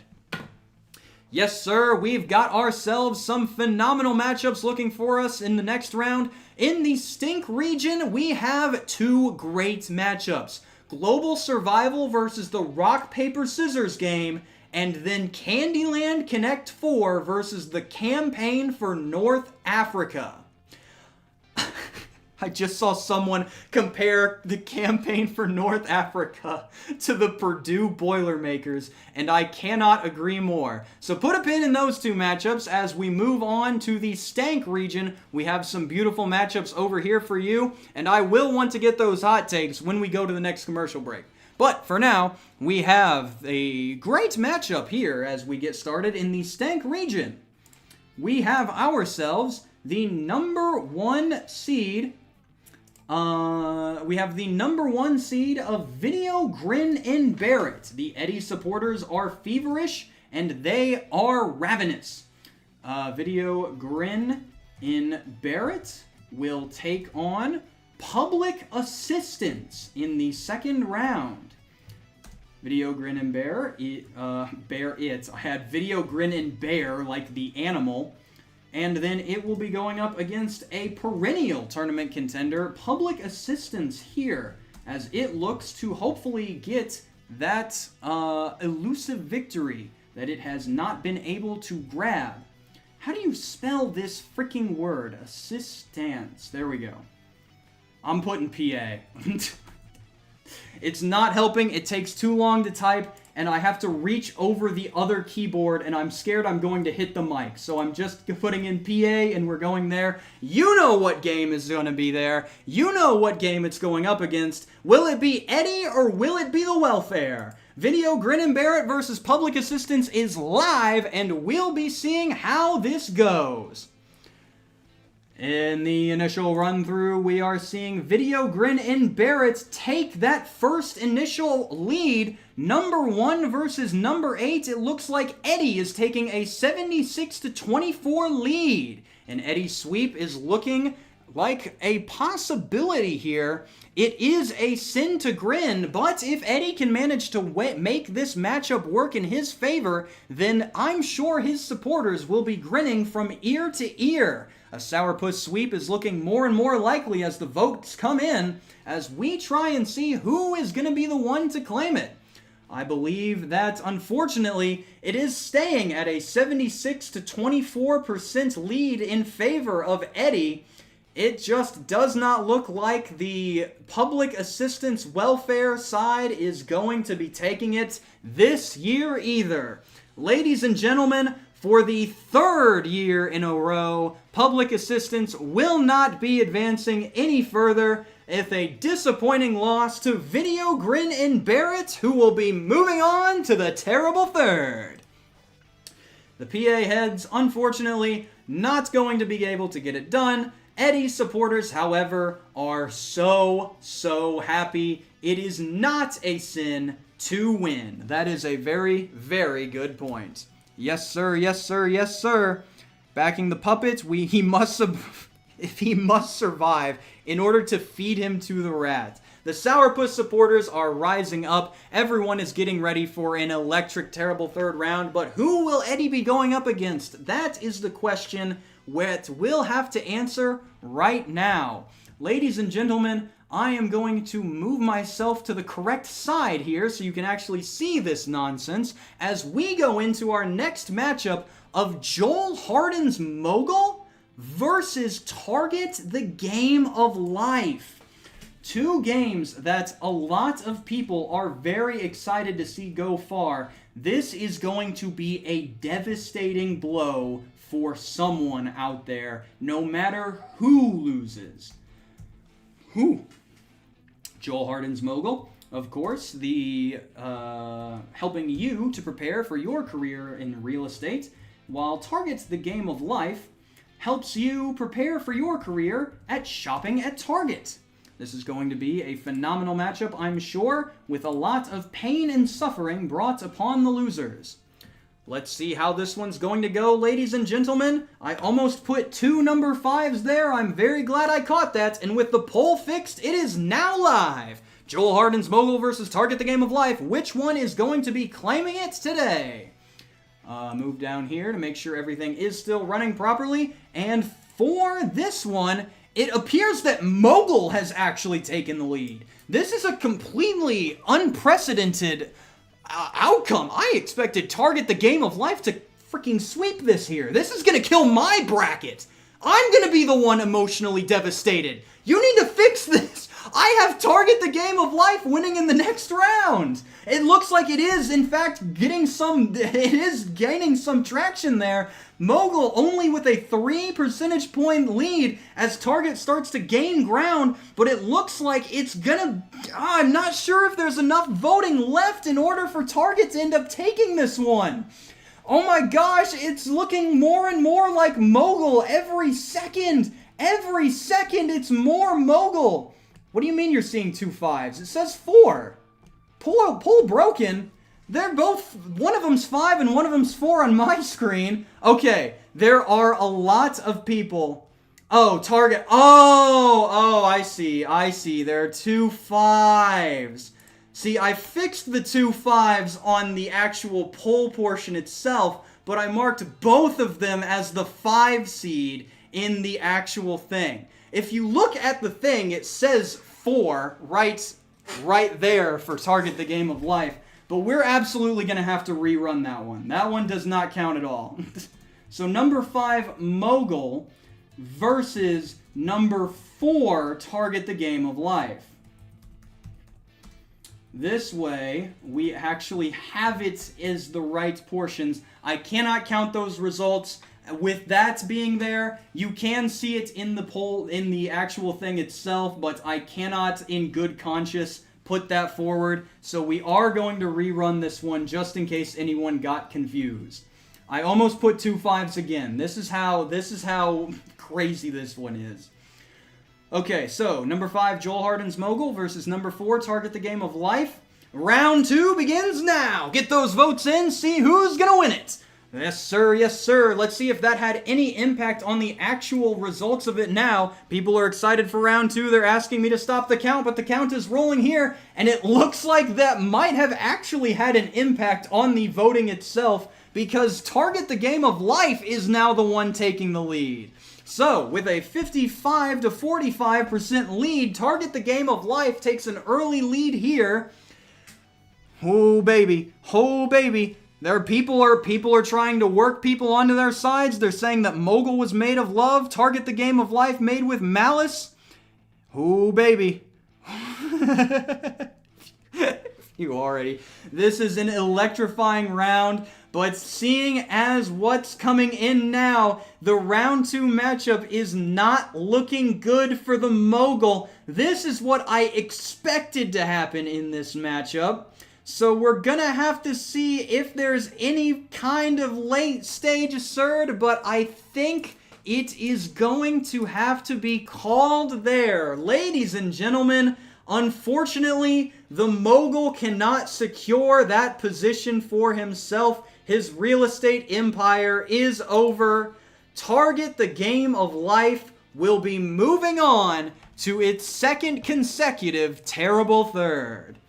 That is going to get me absolutely massacred at the stake for how that one ended up, but I can assure you that the voting was all very good. It's very good, and Target the Game of Life fans are happy everywhere, and isn't that really what we're all here for? To help out those Target suckers, if we're being honest.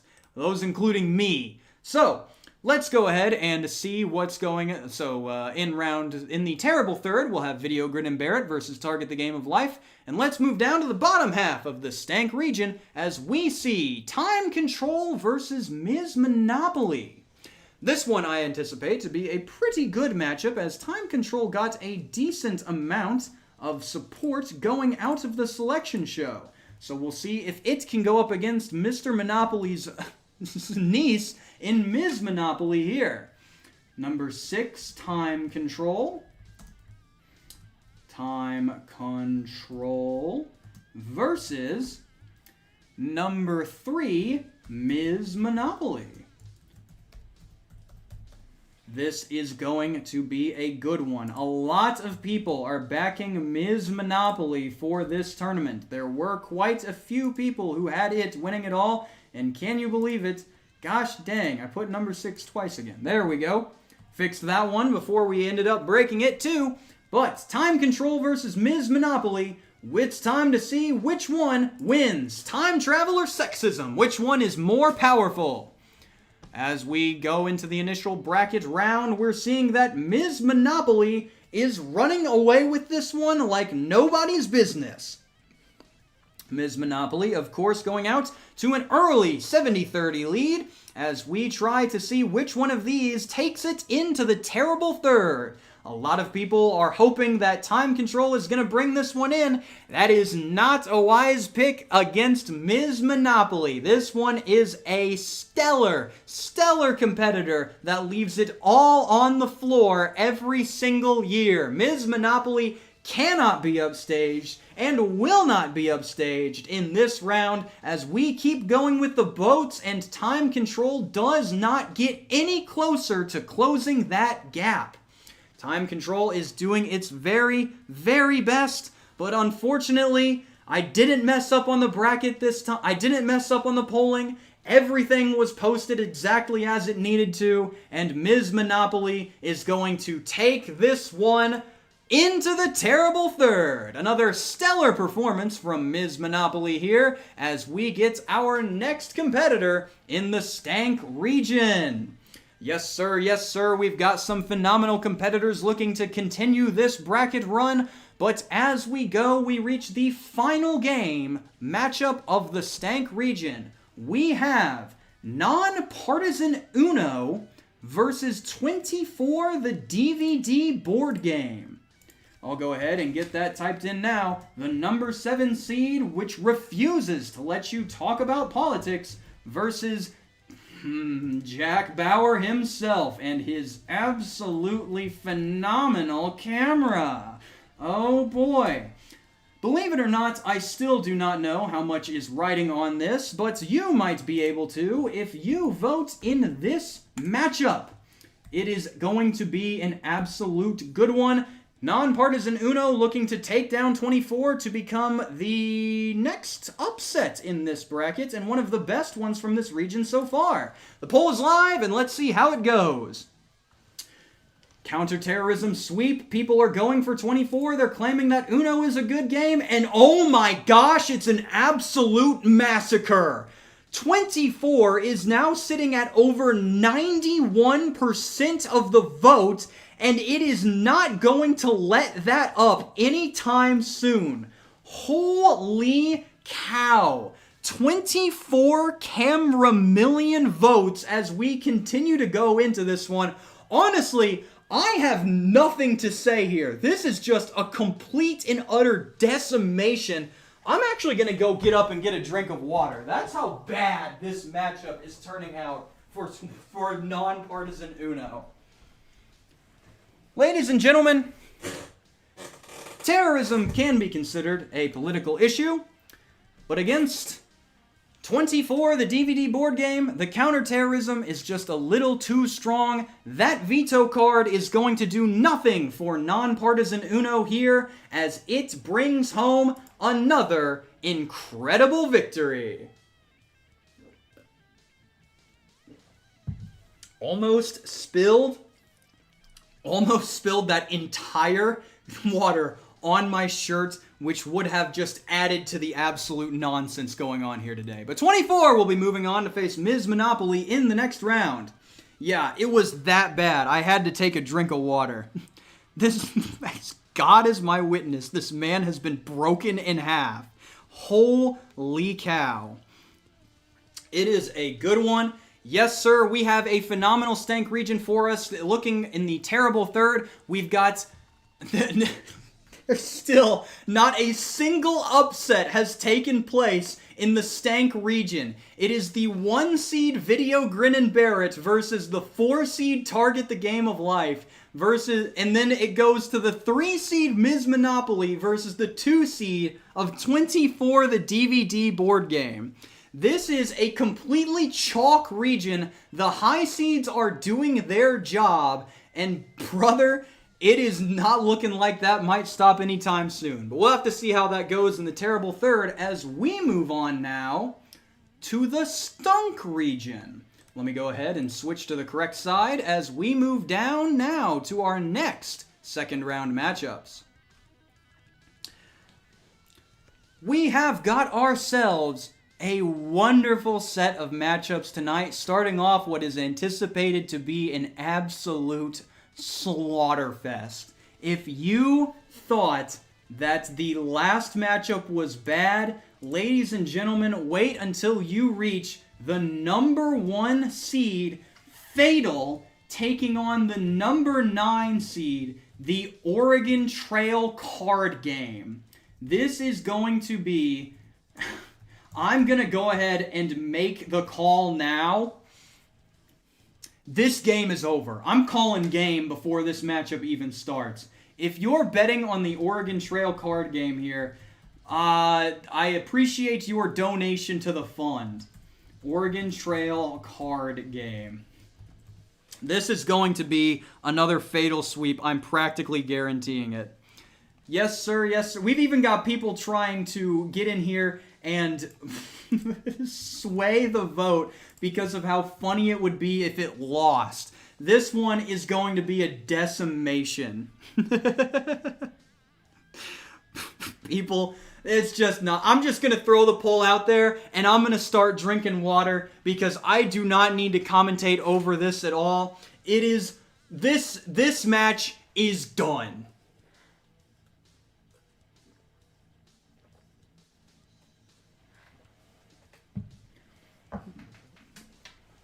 Oh, and would you look at that? It has a 90 to 10 range.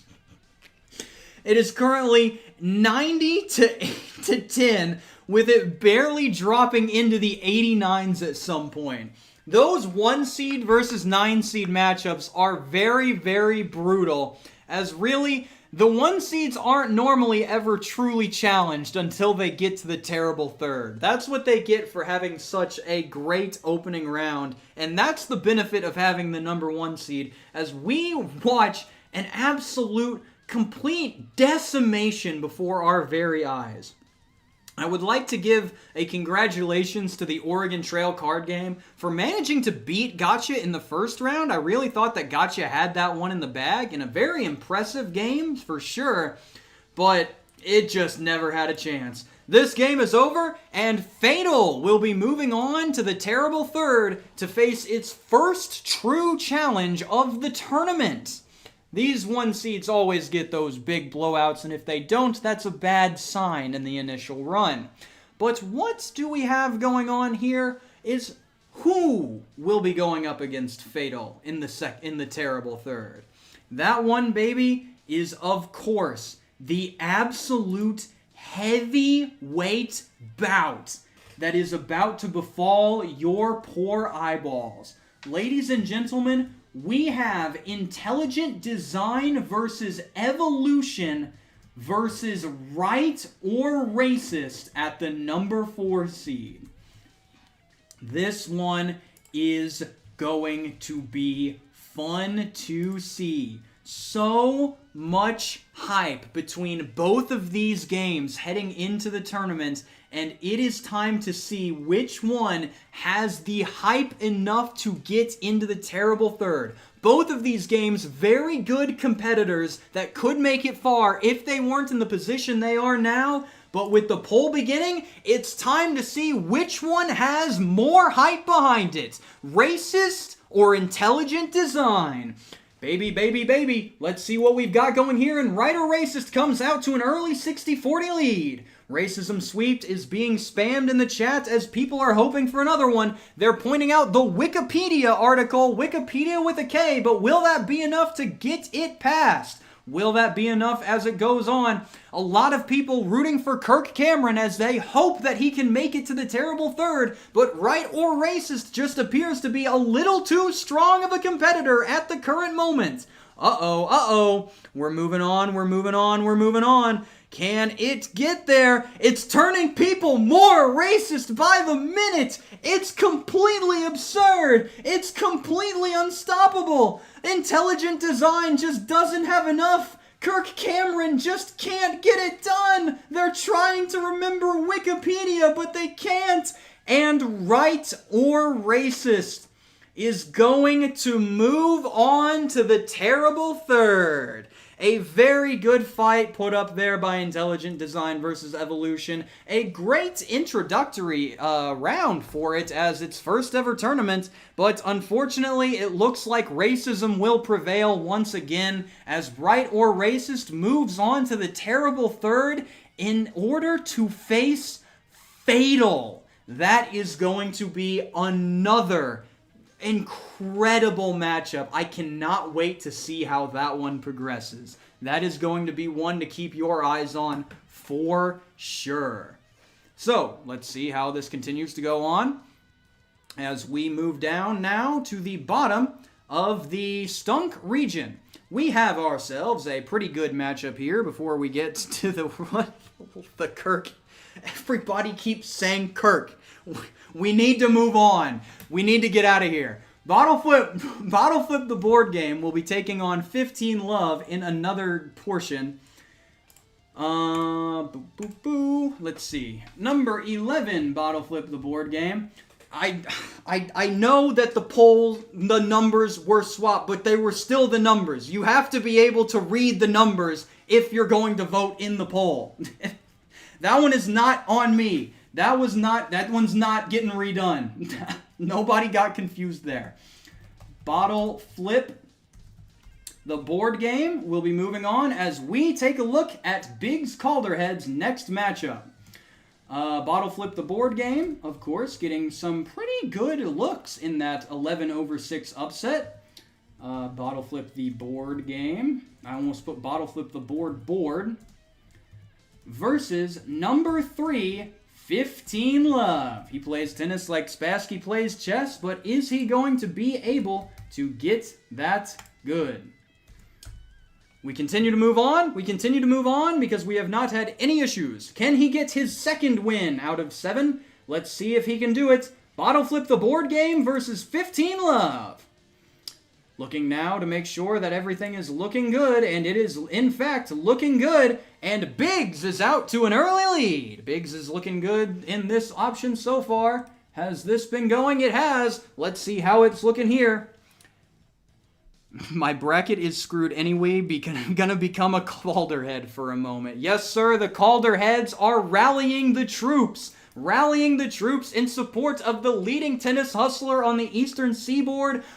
Coming in, would you like to play an entire game of tennis using nothing but dice is the question that 15 Love asks you, and people are saying, no, I really wouldn't. Biggs Calderhead continues to put on the heat as he brings in what looks to be another phenomenal tournament performance. The favorite this time, so he's not getting the upset credit, but it looks like this one is, yes, game, set, and match. Bottle Flip the board game put on an impressive first round upset, but it will not have enough as it is going to fall to 15 Love. 15 Love moves on in the Stunk region as we see who it is going to go up against from our next one. For those keeping track, that is 2 wins for Biggs Calderhead. Can it get back to that 5 games out of 7? Based on the region it's in, I don't think it can, but we will see if it can anyway. Let's continue on to the last matchup of the Stunk region. We have something that I absolutely was not expecting. The number 10 seed Hit Send versus the number 15 seed Happy Board Game. I got both of these selections wrong in my bracket, so I am completely out of the weeds in terms of what is going on here. In fact, I don't even think my bracket is even in contention anymore. I am nowhere near the top. So I am just, in one round, I've already been eliminated thanks to these 2 idiots down here. Let's see how this one goes for everybody else, though. Happy Board Game, looking to become the first ever 15 seed to make it to the terrible 3rd in Weebgoat history. Bean Boozled was the first 15 seed to ever beat a number 2, but it was not able to move on. Hit Send versus Happy Board Game. People are already putting in reasons as to why they think Hit Send should move on, so let's go ahead and hit send on this poll. Happy Board Game versus Hit Send. Let's see which one is going to go on. We've got Ren and Stimpy references in the chat trying to win people over to their side, but Hit Send is hitting a lead as it comes out of the gate. 64-36 as it continues on. People are hoping to get this into the next round to hopefully go up against 15 Love, but people are clamoring for Happy Board Game, and it is kind of chipping away at that early lead.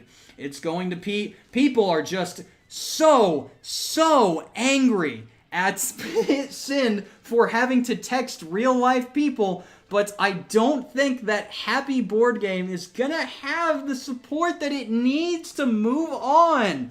People are sad, people are depressed at the results as they are coming in, but Hit Send has a lot of support behind it, and a lot of people had it moving on to this portion here. They think that it just does not have the same type of benefits that 27 by 19 inches provides the gamers on the Happy Board Game, and baby, it looks like Hit Send will be sending it directly into the terrible 3rd. Yes, sir, yes, sir, yes, sir. A phenomenal batch of games and matchups there in the Stunk region as we see our terrible 3rd contestants, Fatal taking on Right or Racist, and 15 Love going up against a number 10 seed in the terrible 3rd. Potential for a huge upset there if Biggs can't get it done there. So, a lot of people are not happy. They say unhappy board game. They say saddy board game. But we are going to keep moving on into the Stonk region as we get our final matchups of the 2nd round. Continuing on there, we have Am I Racist versus What Do You Meme Real Estate Agents. This one, hopefully, for me, is going to go exactly one way. And that's in favor of real estate agents, baby. People's board games continue to be unhappy. Oh, that is so sad. But it did put out a great effort. Am I Racist versus What Do You Meme? I predicted this upset, so let's see if it's going to happen. I have been called a fool, and if I'm being honest, after seeing that initial playthrough of Am I Racist versus the AI, I'm very scared that the haters might have been right on my selection there. I'm very, very scared that What Do You Meme might actually not bring this one in. This is gonna be bad. So, What Do You Meme Real Estate Agents? Cam put on Slipknot. I cannot play copyrighted music here. Number 1 versus number 8. So, we have got... Don't say it! Don't do it! Don't.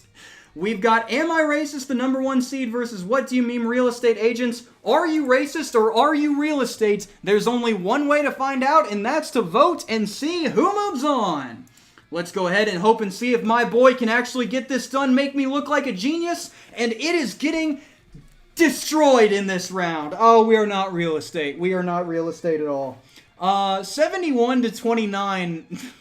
71 to 29 opening round. Oh, that is such a bad deficit to try and overcome. Oh, we are so screwed. Oh, no. I believe that the haters were in fact right, and that prediction was a complete boneheaded move, because Am I Racist is completely destroying the real estate agents by nearly 30 points. This is so bad. We're getting Rage Against the Meme Machine. We're getting destroyed on every level. Completely destroyed. This is bad. Yep. From that end, it is done. It is done. The real estate agents fall. The racism prevails once again as Am I Racist progresses to the terrible third. This is so bad. My bracket has officially been annihilated. I am now out of contention entirely. We are done. As we move on to the next matchup, I see which one of these fools wants to go up against Am I Racist after another destructive performance. Veilfisk's Guess Whom versus Bumps and Grinds. A completely precedented win. Let's go ahead and get this next one in as I look at these upcoming competitors. Guess Whom comes in with another opportunity to gaslight, gatekeep Guess Whom. Guess Whom gaslight versus the number 13 seed, Bumps and Grinds. Now, that was a very, very interesting showing from Bumps and Grinds in that first round upset against Monopoly Cheaters Edition. That one was not very close at all, so Bumps and Grinds might be able to ride that arson play all the way into the terrible third again. It is going up against a pretty tough matchup here in the unwinnable Veilfist game, so it looks like we are going to have to see what the voters think as the poll goes live. Guess Whom is perfectly designed unwinnable. A lot of people are trying to clamor with the WWB play is that Veilfist Guess Whom is trying to accomplish what it set out to do, but can it? And would you look at this? 56% of the people are voting in favor of Bumps and Grinds for another upset. Another percentage point was gathered on Bumps and Grinds despite Gaslight Guess Whom being completely unwinnable. This is an incredible showing from Bumps and Grinds as we continue to bring in the votes. 57 to 43 right now. People's brackets are on the line. People's jobs are on the line. And it looks like Bumps and Grinds is just gonna light this sucker up with no remorse or hesitation. We are already nearing the end of the voting with how many people are already in. And ladies and gentlemen, with an early exit that might not have been expected for a majority of bracket fillers, Gaslight Guess Whom is going to lose in the second round to the number 13 seed, Bumps and Grinds. Hundreds of brackets have just been burned to a crisp as Bumps and Grinds takes another life with its arson play. Unbelievable that a 13 seed is doing this well against these high quality components, and the very first elimination from a play-in game has taken place as Veilfisks leaves us in the second round. Going down now, we have the final two matchups. As we wait to see who wins between these two, we find the Dr. Laura game versus the number 3 seed, the Lord of the Rings board game trilogy. Number 11 of Dr. Laura And number 3, getting genuinely hype at the laundromat tonight. Can't wait for the racism versus racism final. This is going to be a good one. This is going to be a good one. Which one wins Lord of the Rings? I don't know how to type out the acronym. Trilogy. Versus the number 11 seed, Dr. Laura. Which one? Dr. Laura's insane nonsense versus the Lord of the Rings soft lock. This is going to be an interesting one to see who advances from this one. Let's go ahead and see how the people are thinking. Coming out to an early lead, it looks like we're buffering a little bit, and it's a 50-50 split. It's a 50. Now Lord of the Rings takes a slight lead. This is incredibly close.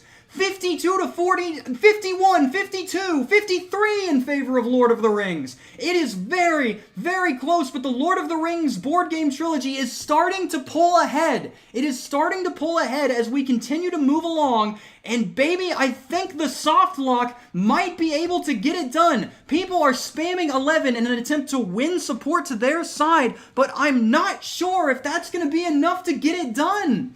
A lot of Laura supporters are going to be huge. People are donating 1111 to get this sucker moving on to the terrible third. Brackets continue to be on the line. This would be a huge loss if Dr. Laura leaves here, but it looks like she's not going to be able to get it done. You have been locked out of the terrible third, Dr. Laura, as the Lord of the Rings board game trilogy brings it home.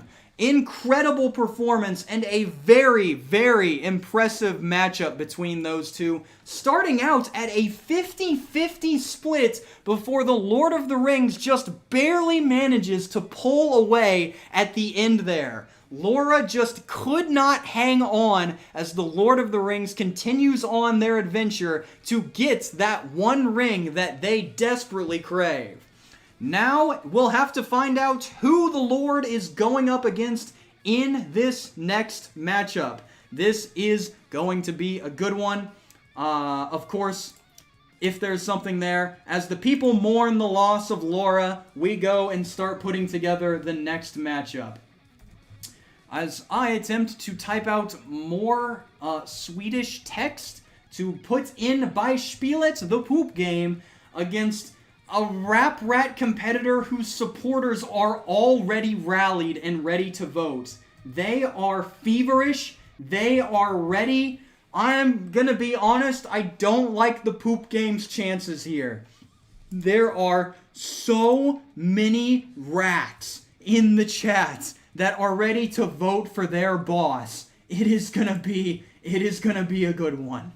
Let's go ahead. I might end up going and getting another water because, ladies and gentlemen, let's see if this one is even close. Whew. The rat must triumph. We've got people going on. We've got people supporting. And just as anticipated, it's a complete massacre. By Spielet avenging its round 1 loss from last year with an incredible upset win over Milton Bradley's Hangman. But if we're being honest, the video Borbwaiteth just never was going to lose to a number 10 seed. Going in here, it is the boss, and it is showing why it is the boss. Already the votes have made it to where this is a completely unwinnable situation for by Spielet. Mathematically impossible to overcome this deficit. Ladies and gentlemen, he is in the shopping center now. Blood for the boss, souls for the rat, as he moves on to the terrible third. The video board game Rap Rat continuing to put on an absolute clinic as he nears closer and closer to the next stage of the tournament, hoping to get that title for himself and officially become the boss. Meanwhile, we have an amazing Stonk region matchup for you today, ladies and gentlemen. Once we get back into the terrible third, we're looking at Am I Racist versus Bumps and Grinds, and then the Lord of the Rings board game trilogy versus the video board game Rap Rat. Two matchups that I am very excited to take a look at as we transition now into the terrible third. Only 16 games remain in this tournament, each one proving that they have what it takes to get past some of the tougher challenges and make it to this point. However, they are now going up against the toughest competition that they have faced in the tournament so far, so they're going to need to bring everything at their disposal if they want to stand a chance. So, from here, we will transition once again into another break as I attempt to fix the big board, fix the scoring on the bracket system, get those put out, get those put in. Make sure you put your hot takes into the chat so that I can point those out into the Weeb Goat big bracket over there, and we will continue to see which games are going to be the ones to advance after this round. I will leave you in the capable hands of someone else this time. As we mourn the loss, why don't we go ahead and mourn the loss of the AI a little bit as we take him as he takes us to a great time. Let me move this over. I don't know why it is showing this to start, but you're going to get to see it without the black screen buffer. So we'll go ahead and send you there, and we'll be right back with some hot takes and some big board right after this. Once we get that set. Yeah, there we go.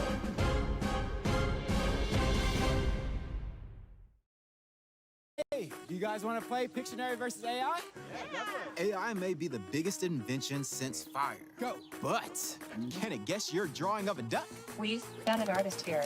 Duck. Do you think the AI's gonna get it? I don't know. Whether you're the world's best sketch artist, is this Picasso? I'm enjoying our game. Or the worst? Panda.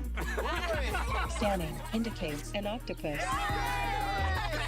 Play Pictionary versus AI, human sketches, AI guesses. Here at the bank, we've discovered a fascinating pastime. Hangman. Each player puts a word here. Wrong window. Then they try to guess each other's word. L? Nope. G? No. Endorse it. Q? R. Right. A? Nope. L? No. N. Wrong bank. If you have a little time to kill, get... Hangman! I won! I can't play with these interruptions. Hangman from Milton Bradley. Hangman, hangman. They were playing hangman one-on-one, guessing letters, having fun. When they guessed right, there was hope. If they guessed wrong, they faced the rope of the hangman. Soon they were running out of time. Their necks were laying on the line. A leg away from getting hanged. With one more chance for salvation, he made a guess in desperation. X? Extra! You win. Play hangman. From Milton Bradley. Hang around for another game, Dad?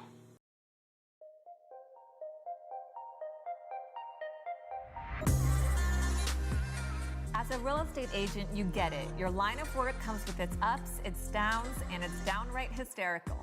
Introducing What Do You Mean? Real Estate Agents Edition, a brand new version of the classic party game just for real estate agents. Now you can use your turn the awkward, stressful, and hilarious moments of your day-to-day into even more hilarious memes. Perfect for happy hours, game nights, or as a gift for the real estate agent in your life.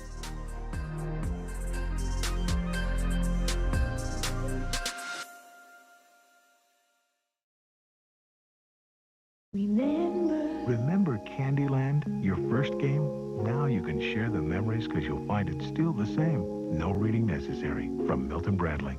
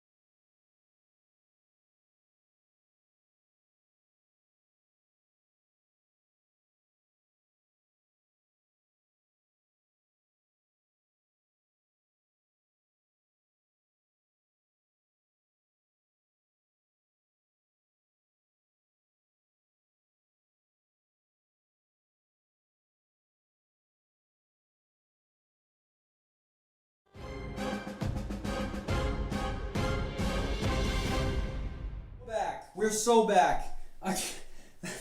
We had an issue there where the wrong game was I accidentally had hit send lose, but we've got that corrected. It's moved on correctly. We've got the actual bracket results. Let me just grab those real quick to make sure. We do have one person in first place all by themselves. Joseph Blank has managed to put together a 630-point performance through the terrible third to take first all by their lonesome. That is a very impressive terrible third performance, but it depends on whether or not their champion will hold on as to whether or not they will be able to keep that lead towards the end. Now, we did have some hot takes. I remember there was the Rap Rat and Hysterical Eddie would make a great shipping couple. No, stop that for the good of everything and the good of everyone. Do not ship those two together. The world will die. I remember one of them is if you're voting for Fatal, then you hate Leone from Fire Emblem Three Houses. And I would very much like that to not be true because I like that character and I had Fatal winning. But we have some incredible matchups for you in the terrible third that I'm going to point out now. We've got Global Survival versus Rock, Paper, Scissors, which is an upset that a lot of people had in the terrible third. Rock, Paper, Scissors going over Global Survival. That would be absolutely devastating if that one were to take place for dozens of brackets. No matter who wins this matchup, upwards of 2 to 5% of the entire bracket pool will be immediately eliminated from contention. So that is going to be a very devastating matchup. We got another hot take that Eddie is actually not that bad, minus the final section with the dirty jokes, and the rest of the game is actually well put together. That is pretty good. I will agree that Hysterical Eddie's puppet work is actually very phenomenal. They did an amazing job of moving him around and such to where you will be able to appreciate the artistry behind Eddie's movements, just not his appearance because he looks horrifying. Also on that end, for the people voting for Hysterical Eddie and Grin and Barrett, that's because you're not having fun at all throughout the entire game. So that is probably why a bunch of people have moved behind Eddie as their main continuant, but it has a tough matchup going up against Target the Game of Life in the terrible third, even though it did struggle against Mogul quite hard in the second round. So we'll have to see if Target the Game of Life can really step up to Eddie's level, or if it's just going to get absolutely destroyed like every other person that Eddie's gone up against to this point. Somebody is asking me if they can email me a beta of the unfinished Eddie Rat fanfiction. No, do not do that. Stop. If these two could theoretically, for those looking to push this narrative into the ground just to spite me, if Eddie and the Rat advance far enough, they could meet in the Shabby semis, in which case you can have all the relationship drama there you want. But they will have to go through some pretty tough competition to get there. Eddie potentially matching up against his video board game counterparts in 24, and the Rap Rats needing to get past a very potent Am I Racist game in order to get to that point. So it could happen. I'm not saying it won't, but it's going to be pretty tricky to make that happen with the competition that it's going up against. We've got a Stunk region hot take. Those are pretty rare normally. They are saying that I'd rather suffer 15 love than send any text and hit send. That is another take that was pushed during the break, was that any text that was, if somebody were to comment any of the text from hit send towards me, they'd immediately be accused of stalking. You would be not. It is an option for you where having to go through an entire tennis match of only rolling dice could be more appealing than having to send any one of the hit send texts to a real life person that you real life know. So that is something to keep in mind. For once, 15 love could be the game that ends up getting upset if Hit Send can hold on to that potent attack that it's been using throughout the round so far. We'll have to keep an eye on that, though, because Biggs Calderhead has his fans for a reason, and they are big on Biggs. So we'll need to see how that transpires as the game keeps going on. Now, we've got one where it was, we've got another hot take, and I saw this one get replicated in there a couple of times. Fatal should not continue on because it was made with some idea that it was to be made with a little bit of ironicness behind it, while the Rap Rat was made 100% unironically. I hate to be the one to do this to you, but unfortunately, Fatal was also made 100% unironically. Through the creators' statements and through their responses to the controversy, it is clear that Fatal was 100% made in complete seriousness, which is why it has garnered the reputation that it has. It is unfortunately, I would also very much prefer that this nonsense be a little bit of ironic behind it. That wouldn't help its case much, but it would just a smidge. Unfortunately, they thought that this was actually going to revolutionize the board gaming scene, so that's why it gets the number 1 seed and why it's been so dominant in the tournament thus far. It is going to be a good one. Some of the key matchups to keep in mind, of course, Global Survival versus Rock, Paper, Scissors is going to be a devastating one. Fatal versus Writer Racist is also going to cause a ton of casualties, both of those being in the top 8, and if Fatal loses out, losing nearly 50% of the brackets from contention. If we go on to the other side of the bracket, we see some more matchups that could be big. 24 versus Ms. Monopoly has the potential to be a pretty solid upset from Mr. Monopoly's niece there.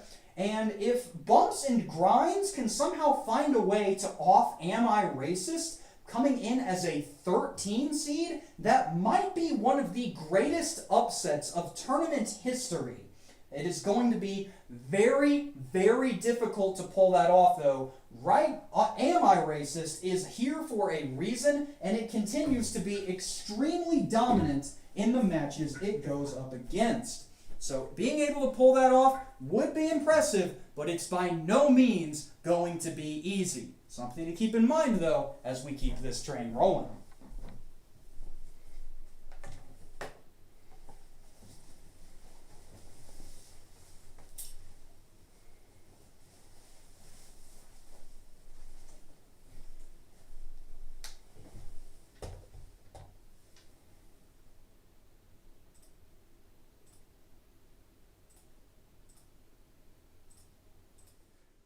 We're so back. I am so tired. But let's continue this rolling along. We can't stop now. We're already in the terrible third. We've got some of the best matchups of the tournament so far, so let's bring that bad boy up and see what we'll be running into this time around. Let's go ahead and move on over to the Stink region as we find out who will be taking on the next round of matchups between Global Survival and the Rock, Paper, Scissors game. One of these is going to move on, and one of these is going to be left behind. A ton of support from both of these, so it is going to be a good one for sure. Global Survival as the number 1, and number 5, the Rock, Paper, Scissors game.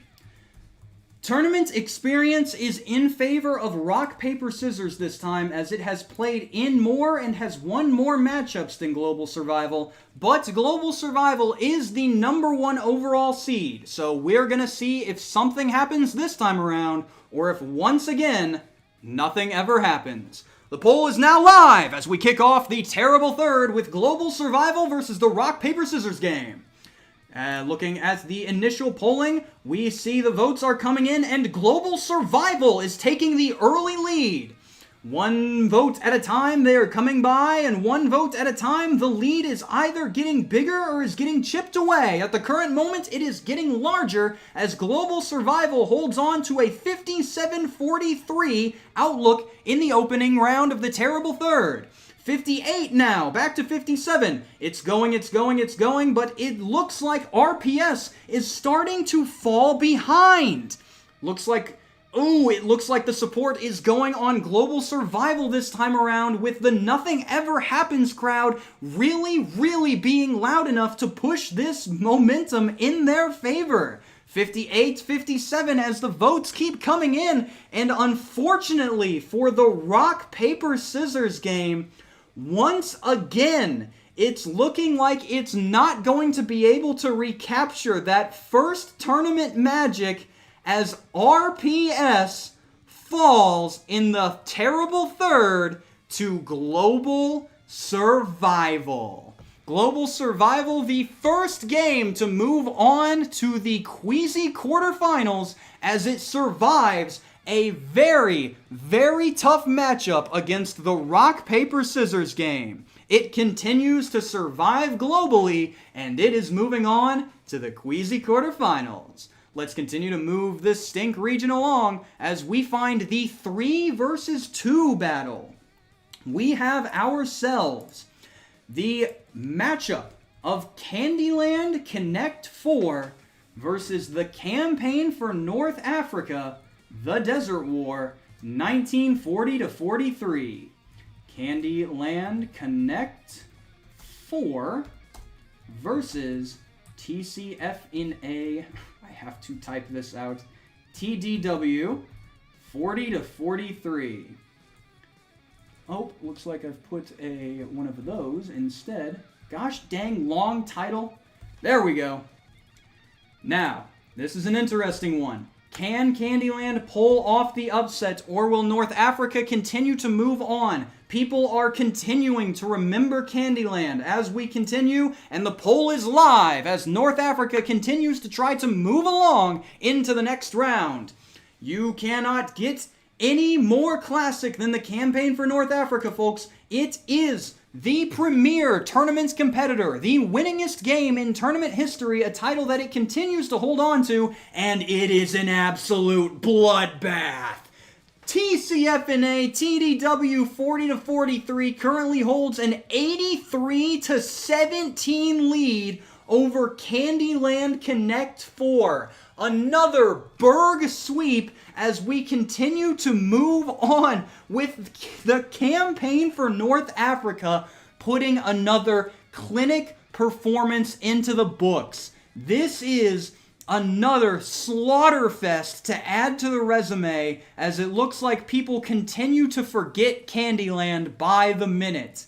Unfortunately, as the votes continue to pull in, it is looking like this is not going to be good for Candyland Connect 4. It just doesn't have the votes. It doesn't have the supports. People have forgotten Candyland for the final time, and the Campaign for North Africa will advance to its third consecutive Queasy quarterfinals.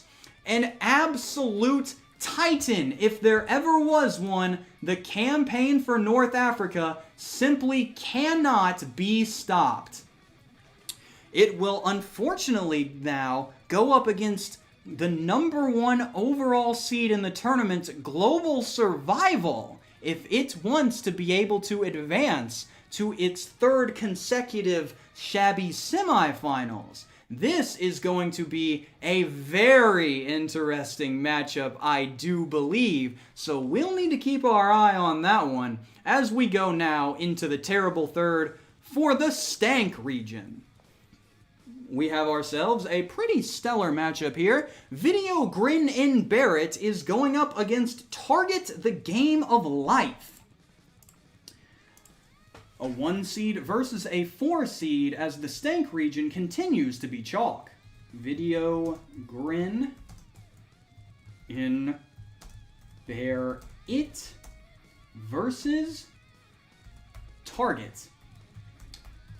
Will Hysterical Eddie continue his impressive run, or will Target bring out another devastating upset in the tournament. It held a ton of those in Weeb Goat 2, and now it is looking like Weeb Goat 3 could be similar if it can pull this one out over Hysterical Eddie. 1 versus 4 starts now. Who's it gonna be? Is it Eddie or is it Target? Who's going shopping and who's going laughing? Initial runs are coming in now, and it looks like Eddie is holding the lead 67-32. We've got ourselves a battle here, but it looks like Target is falling behind fast, and it looks like it is not recovering fast enough. Target is going to need to put on some pretty decent showings in order to get back into this game. It is continuing to chip away, I will give it that. It's now at 68-32 still, but it is not chipping away fast enough. It looks like Eddie is going to probably take another one and get that one step closer to that fanfiction that absolutely cannot happen. We continue to move along, and unfortunately, boys and girls, it is unfortunate for the Target fans out there. If you shop at Target, your tournament is going to be over. Target, the game of life, is going to lose. It is a sin to bargain, and the Video Grin in Barrett will be advancing to the Queasy quarterfinals. Yes, sir. Yes, sir. We've got people in this. We've got people in here still advocating for this gosh dang combo. And we've got people advocating for the other matchup coming up for Global Survival versus CFNA. So people are already trying to sway the votes on that end. We'll see if we can end up getting that little fanfiction that everyone desperately wants. People are still putting in the rat, and he's not even up for another 2 regions, so let's go ahead and continue on as we find out who Video Grin and Barrett will be going up against now.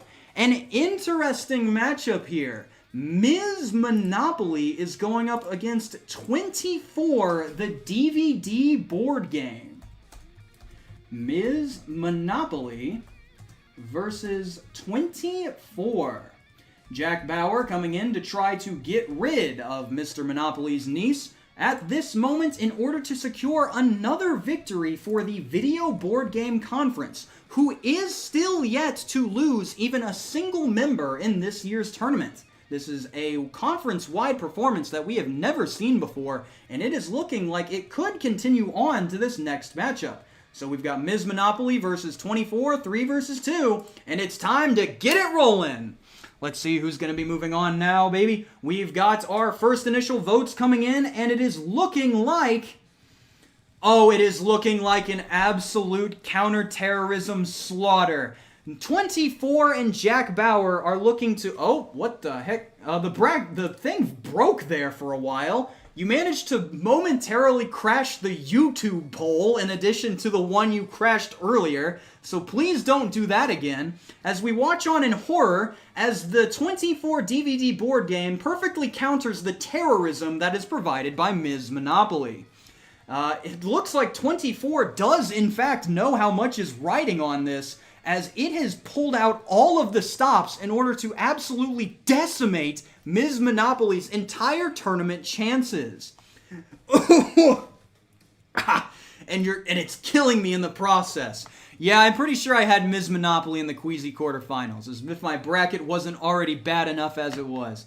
But as we continue on, this is an absolute slaughterfest. This is an absolute devastation. We have seen this before from 24, but we haven't seen it in this round. As ladies and gentlemen, Ms. Monopoly will be exiting us once again as 24, the DVD board game, moves on to meet its Video Board Game Conference compadre, the Video Grin in Barrett. Video Grin and Barrett versus 24, another 1 versus 2 matchup. It will be very interesting to see which video board game ends up advancing from this Stank region. It is going to be a good one. We will continue on to see what moves on from the Stank region now, as I switch to the next background song. Bing, bing, bing, bing, ding, ding. There we go. And we will move on to the first Stunk region option from the, what round is it? The terrible third. So, we have, I didn't even read that until now. We have right or racist versus fatal. This has absolutely no impact on your little side quest that you've got going on here. This is just bare knuckles brawl all the way through. This is going to be an incredible matchup. I can just see it now. Will it be a fatality, or will racism come out on top once again? Racism currently remains undefeated in this tournament from its two the two competitors from, I guess, the racism conference. So let's see how this continues. I put racist or right. That is not the title. Right or racist. Number 4. There we go. Will it be a fatality, or will racism provide for those who believed in it to go all the way? Ladies and gentlemen, the poll is live. Are we looking at a fatal sweep, or are we looking at a racism sweep? Baby, let's go ahead and see as Fatal comes out here and absolutely decimates this man in front of his family. Holy cow! An 82% vote for Fatal. A complete fatality right out of the gate. Right or Racist comes in here and puts up less of a fight than it did against Breaky. A complete and utter devastation. A pox upon the land. Fatal absolutely destroys Right or Racist. This is completely unprecedented. Holy cow. Right. Another one coming in here with more reasons to vote for Fatal. Elves pointing out just more issues within the Fatal role-playing system. But it really does not matter, because all of that accumulated in just a complete bloodbath. Let's go ahead and call it now. There is no way that Right or Racist can recover from this. Baby, Fatal is moving on to its first Queasy quarterfinal. As we go from there, we move on to the next game in action. We find ourselves looking at 15 Love versus Hit Send. 15 Love versus, oh no. I think my guy might lose. Hit Send has been an absolute demon, taking out all of my favorite games so far. So, not number 15 Love. Somebody is going to have to stop Hit Send. Can it be Biggs Calderhead?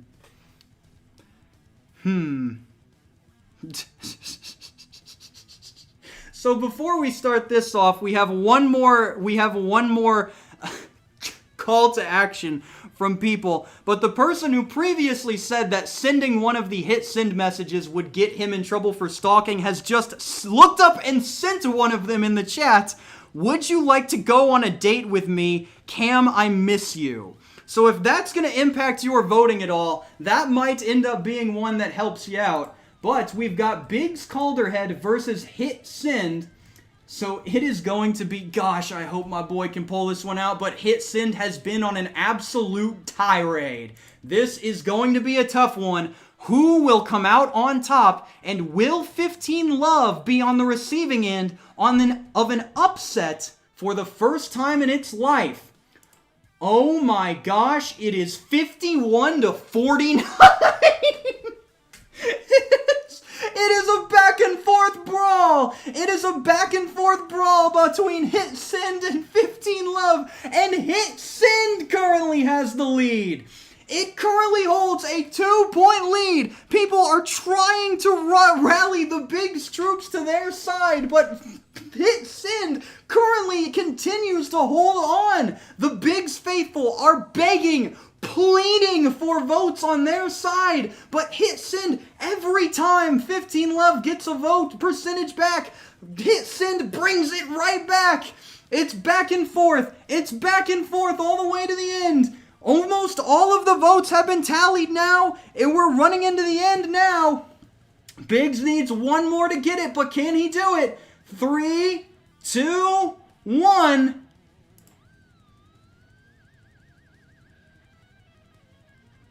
And Hit Send has pulled off the upset. Hit Send has officially sent Biggs Calderhead, leading tennis hustler Eastern Seaboard, home in just the terrible third. He only... a devastating loss for the Calderheads out there, but the Hit Send faithful went full send on their champion, sending it to the Queasy quarterfinals. And unfortunately for Biggs, while he did win 5 games out of 7 in last year's tournament, this time he was only able to muster 2.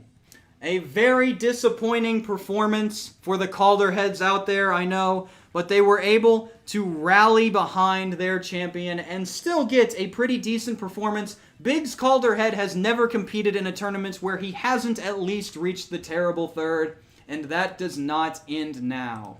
Unfortunately, he will be going home earlier than most would have wanted. But Hit Send will now be going up in the Stunk region against Fatal. And if it can continue to ride this the incredible performances that has put on so far, it might be able to pull another upset out of its bag. And before we get to that, though, we have one more region to take a look at, and we are back to right where we belong. Right back into the Racism Conference, we have a wholly good possible upset on our hands. We have not seen any number 1 seeds exit the tournament right now, but Bumps and Grinds has been putting on a show. 2 huge upsets under its belt already with Monopoly Cheaters Edition and Veilfist Guess Whom, so it depends on whether or not it can keep that performance running if it is going to be able to get this done. We'll go ahead and get that poll put in now. Number 1, am I racist? The Biggs heads are still mourning. They are still mourning at this very moment. There is only one member of the Racism Conference left, and it is Am I Racist? So he has a lot riding on this, but he is going up against the former 1 seed, Bumps and Grinds. Will Arson be able to get it done, or will racism prevail?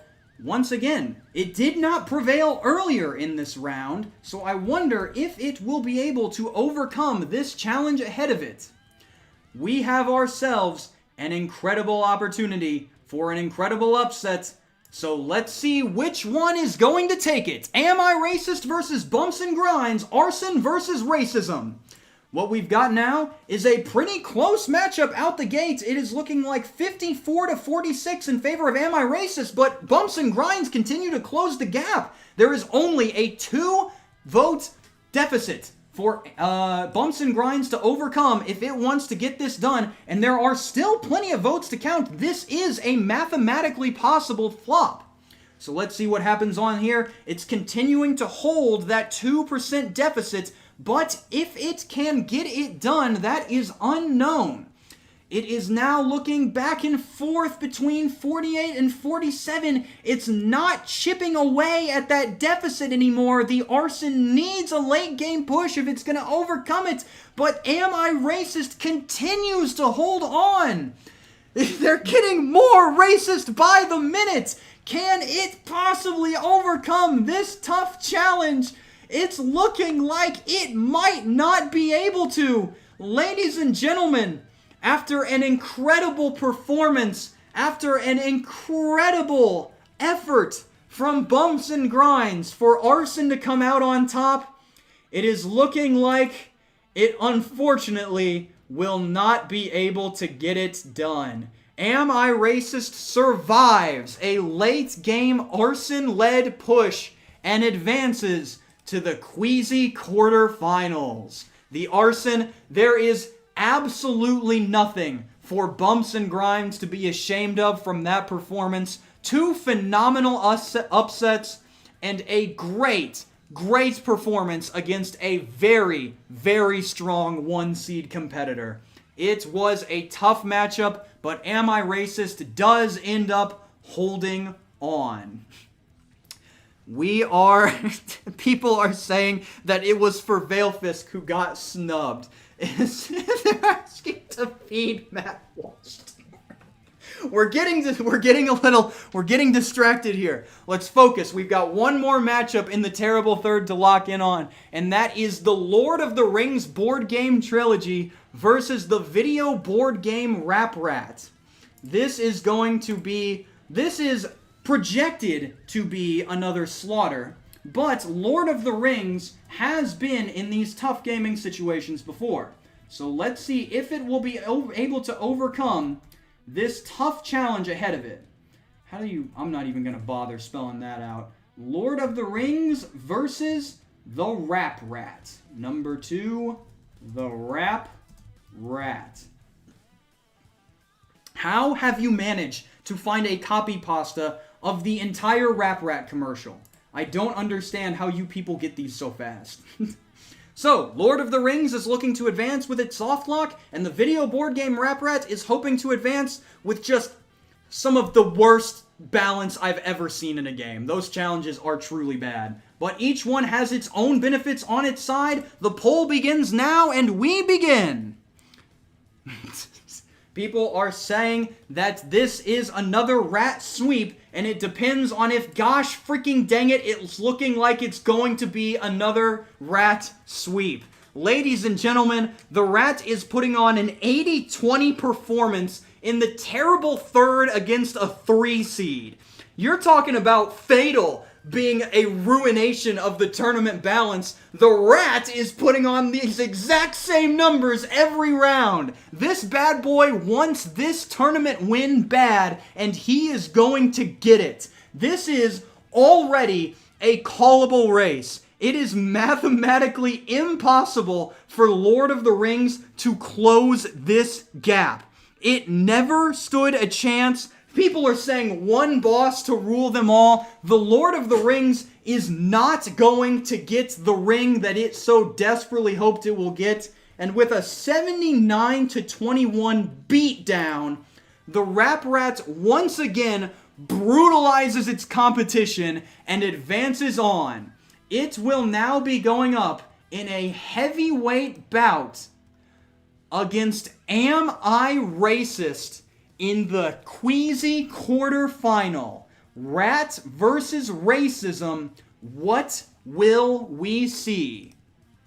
We are now fully through the terrible third and now only have 8 games remaining in the bracket as of this point. With such low teams looking now, we are able to properly check out each matchup individually. So, we have Global Survival versus the Campaign for North Africa, 1 versus 2 in the Stink region. So let's see how this is going to go once we do get around to hosting that. We do still have to upgrade the big board and everything, but we're looking at a nothing burger versus a game that is borderline unfinishable.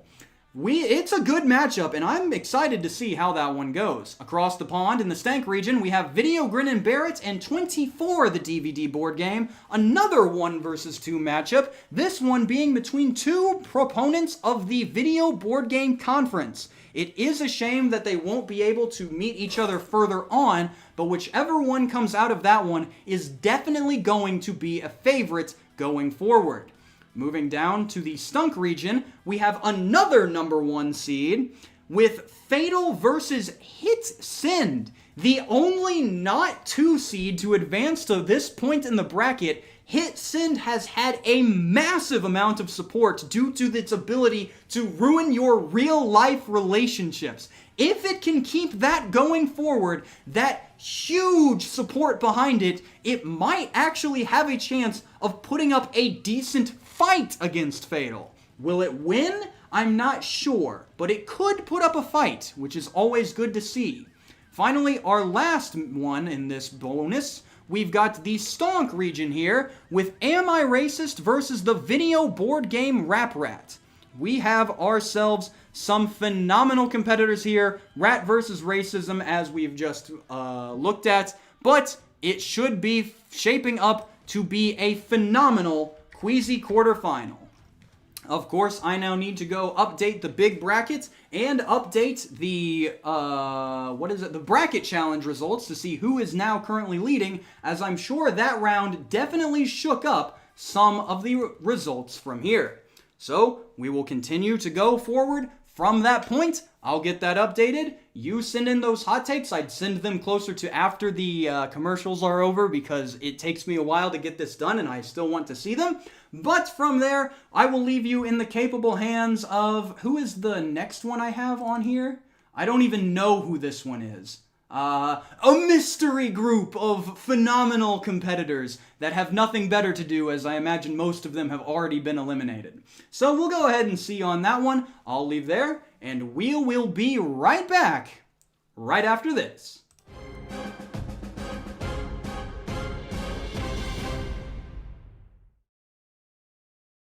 Girls are changing the world. Did you know that without girls, we wouldn't have Wi-Fi? Now you can celebrate the many game-changing girls in my new game, Ms. Monopoly. Dream big, buy cool inventions, and own it all with new Ms. Monopoly. How will you change the world?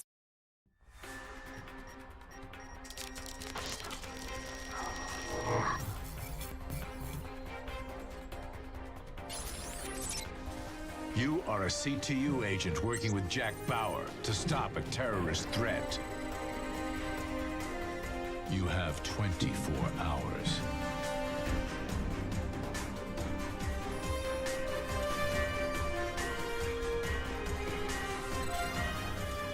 Three days, 3 threats, 1 game. 24, the DVD board game.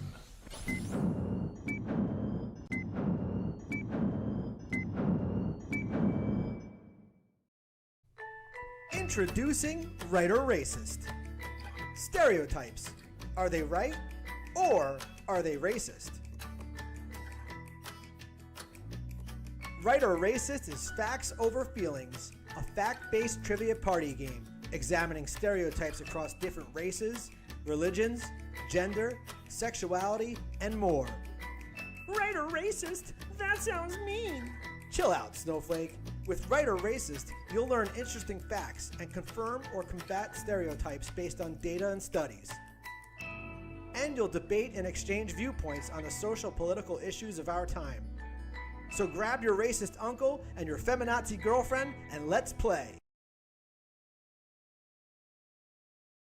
Busted! Y'all ready? He's in a shopping center now, showing you how. Having fun as he aim. Hey, Rap Rat's the name, the video board game. Rap rat! For kids who just want to have fun, so turn on your set, slide in the cassette and play. Rap rat! It's VHS, it's A-OK, it's kids' entertainment that's here to stay, the video board game. Rap rat! So get mellow, get yellow, get the video board game, Rap Rat. He ain't no ghost, he's the most. The video board game, Rap Rat.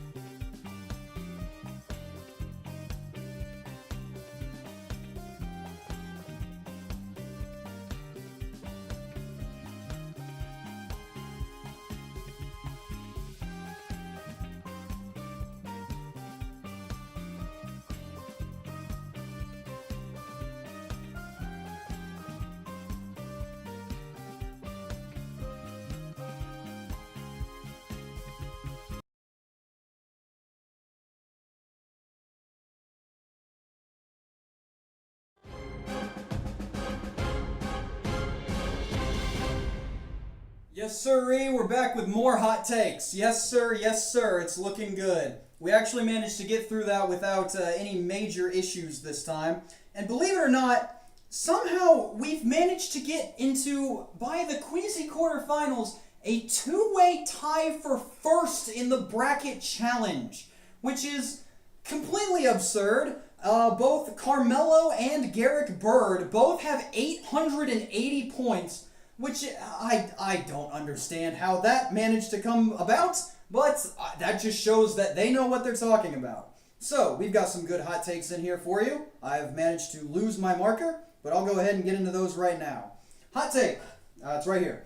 Eddie makes the semis, but watches in horror as his boyfriend is blindsided by Am I Racist? Am I Racist laughs, making Eddie angrier than ever. After a final beatdown, Eddie is in the finals. Why do these games want to make out with each other? If that happens, I can see the motivation behind Eddie there. I don't know why this has become the narrative for this tournament, but hey, I'm powerless to stop it. Apparently the Rap Rat himself posted a hot take in cursive. My followers and I will win even if we didn't last year. Rise my children. Also, my wedding next week, everyone invited. I cannot even fathom who that wedding could be to, based on what we've seen so far. Speaking of the Rat, Eddie Keddy himself, one of the winners from the Rap Rat playthrough, said that it has nothing on the total jank that 24 presented from what he saw, so that is something to keep in mind if even one of the winners from that game is talking down on it. Another one that came up that I had to screenshot, let me get it here. It says that, hot take, 24 is only bad because of that one camera minigame. The rest of the game is perfectly serviceable and more importantly doesn't force you to drop trousers.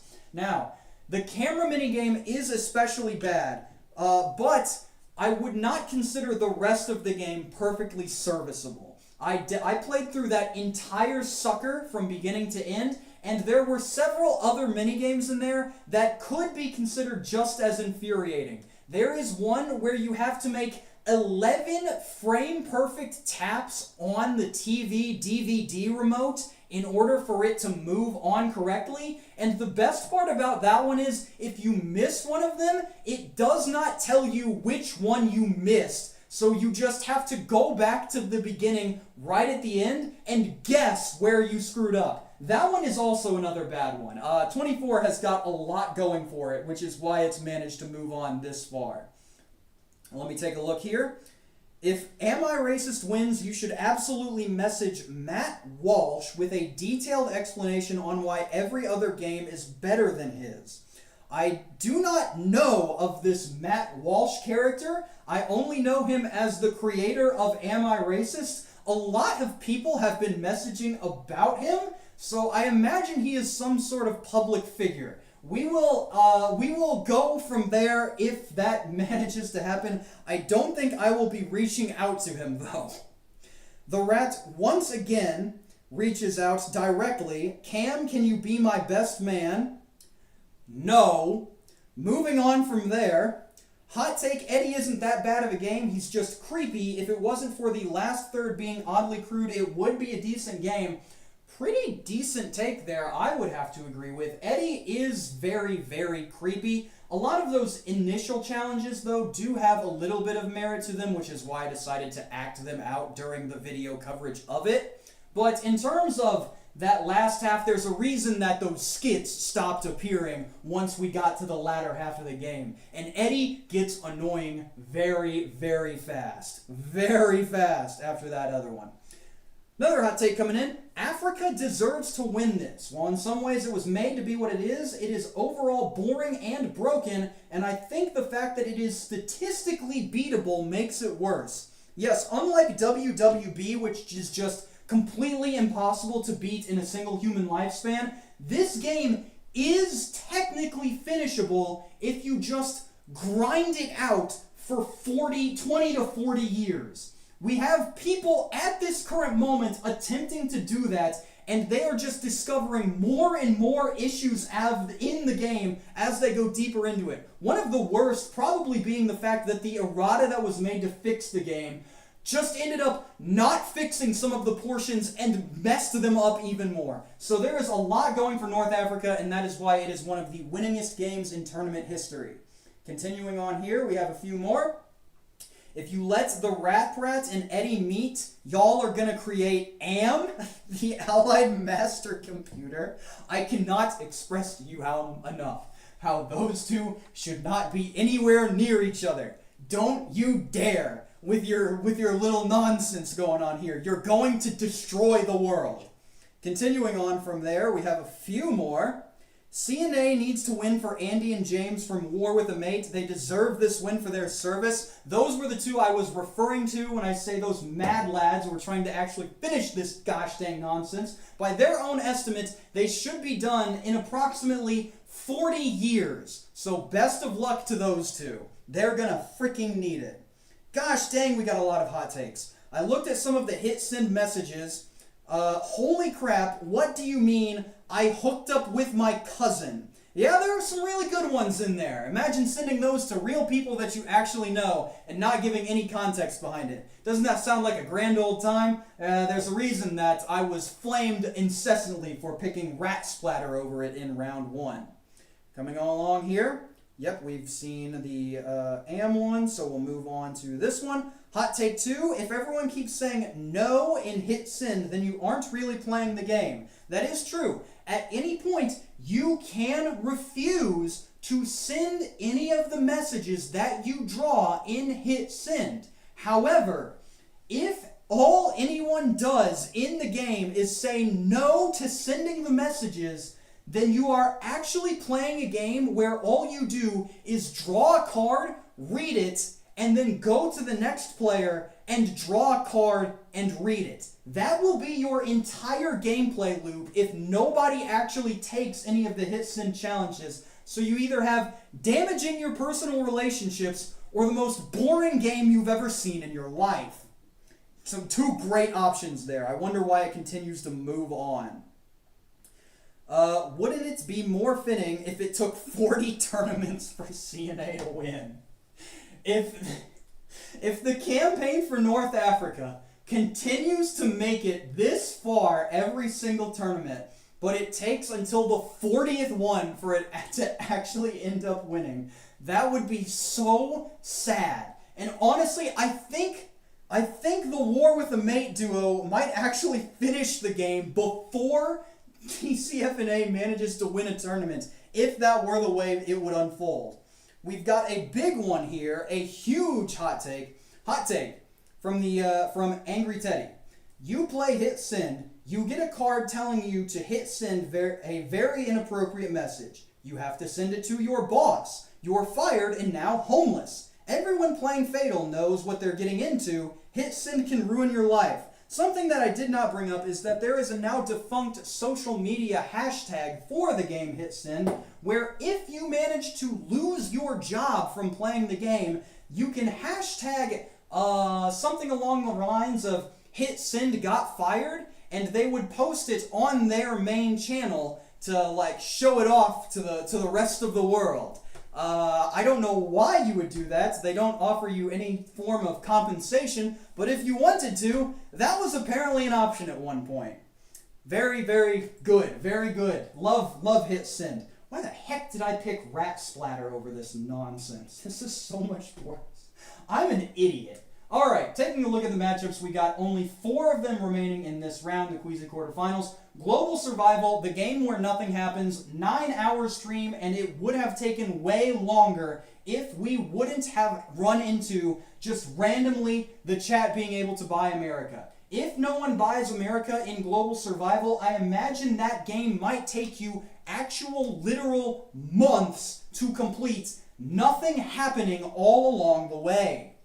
TCFNA TDW 40-43, the game no one finished, the game needs no introduction. You know what North Africa's got, I know what North Africa's got. That does not need any kind of further development. These two are going to be a great matchup. Fatal versus Hit Send, we have a lot of people going for Hit Send on this one. It is going up against an absolutely massive competitor though. Fatal, of course, bringing in what it brings in. Everybody loves freaking Fatal. but it is going to be a tough one to take down. Oh gosh dang it, we've got another hot take. Kamen Rider Ghost is the worst board game of all time. We're bringing back the Kamen Rider comments. No, I refuse. I did recently learn what that was though, so you did end up teaching me what that show was. There were a lot of helpful comments on that one after. Moving over to the Stank region, we've got Eddie versus 24, both in the video board game conference. Eddie, of course, bringing that detestable personality that everyone loves to hate. Also bringing in the only enjoyable part of that game, Sourpuss the cat. Love Sourpuss, best part of the game by far. 24, meanwhile, bringing in a bunch of absolutely atrocious minigames and a game where you don't even get to use the included board. That is a very, very, very strong point that I have not seen people bring up enough for 24 right now. Most of them are focused on the camera, but you can't even use the board in this board game until you unlock the extra mode. So that is one that people might want to keep in mind as Eddie continues to move through. Another very great matchup there. Am I Racist versus the Rat? You know everything that's going on here. You know everything that's going on there. I'm not even going to debilitate on that one. It's racism versus the Rat, and the winner of that one is going to go up against an absolute heater. Depending on which ones come through, we've got some great matchups ready to pull for you in this one. I'm going to run around here, check and see. Looks like we've got one final hit. Looks like we've got one final hot take here. Nobody will have any fun with Fatal. A curated game of hit send can be fun. That is true. If you are with the right group and you hit the right people to text, hit send could actually produce some very entertaining results as you mount a massive amount of confusion among your friend group. So that is the last thing to keep in mind as we run through here. And it is time to get in to the Queasy quarterfinals.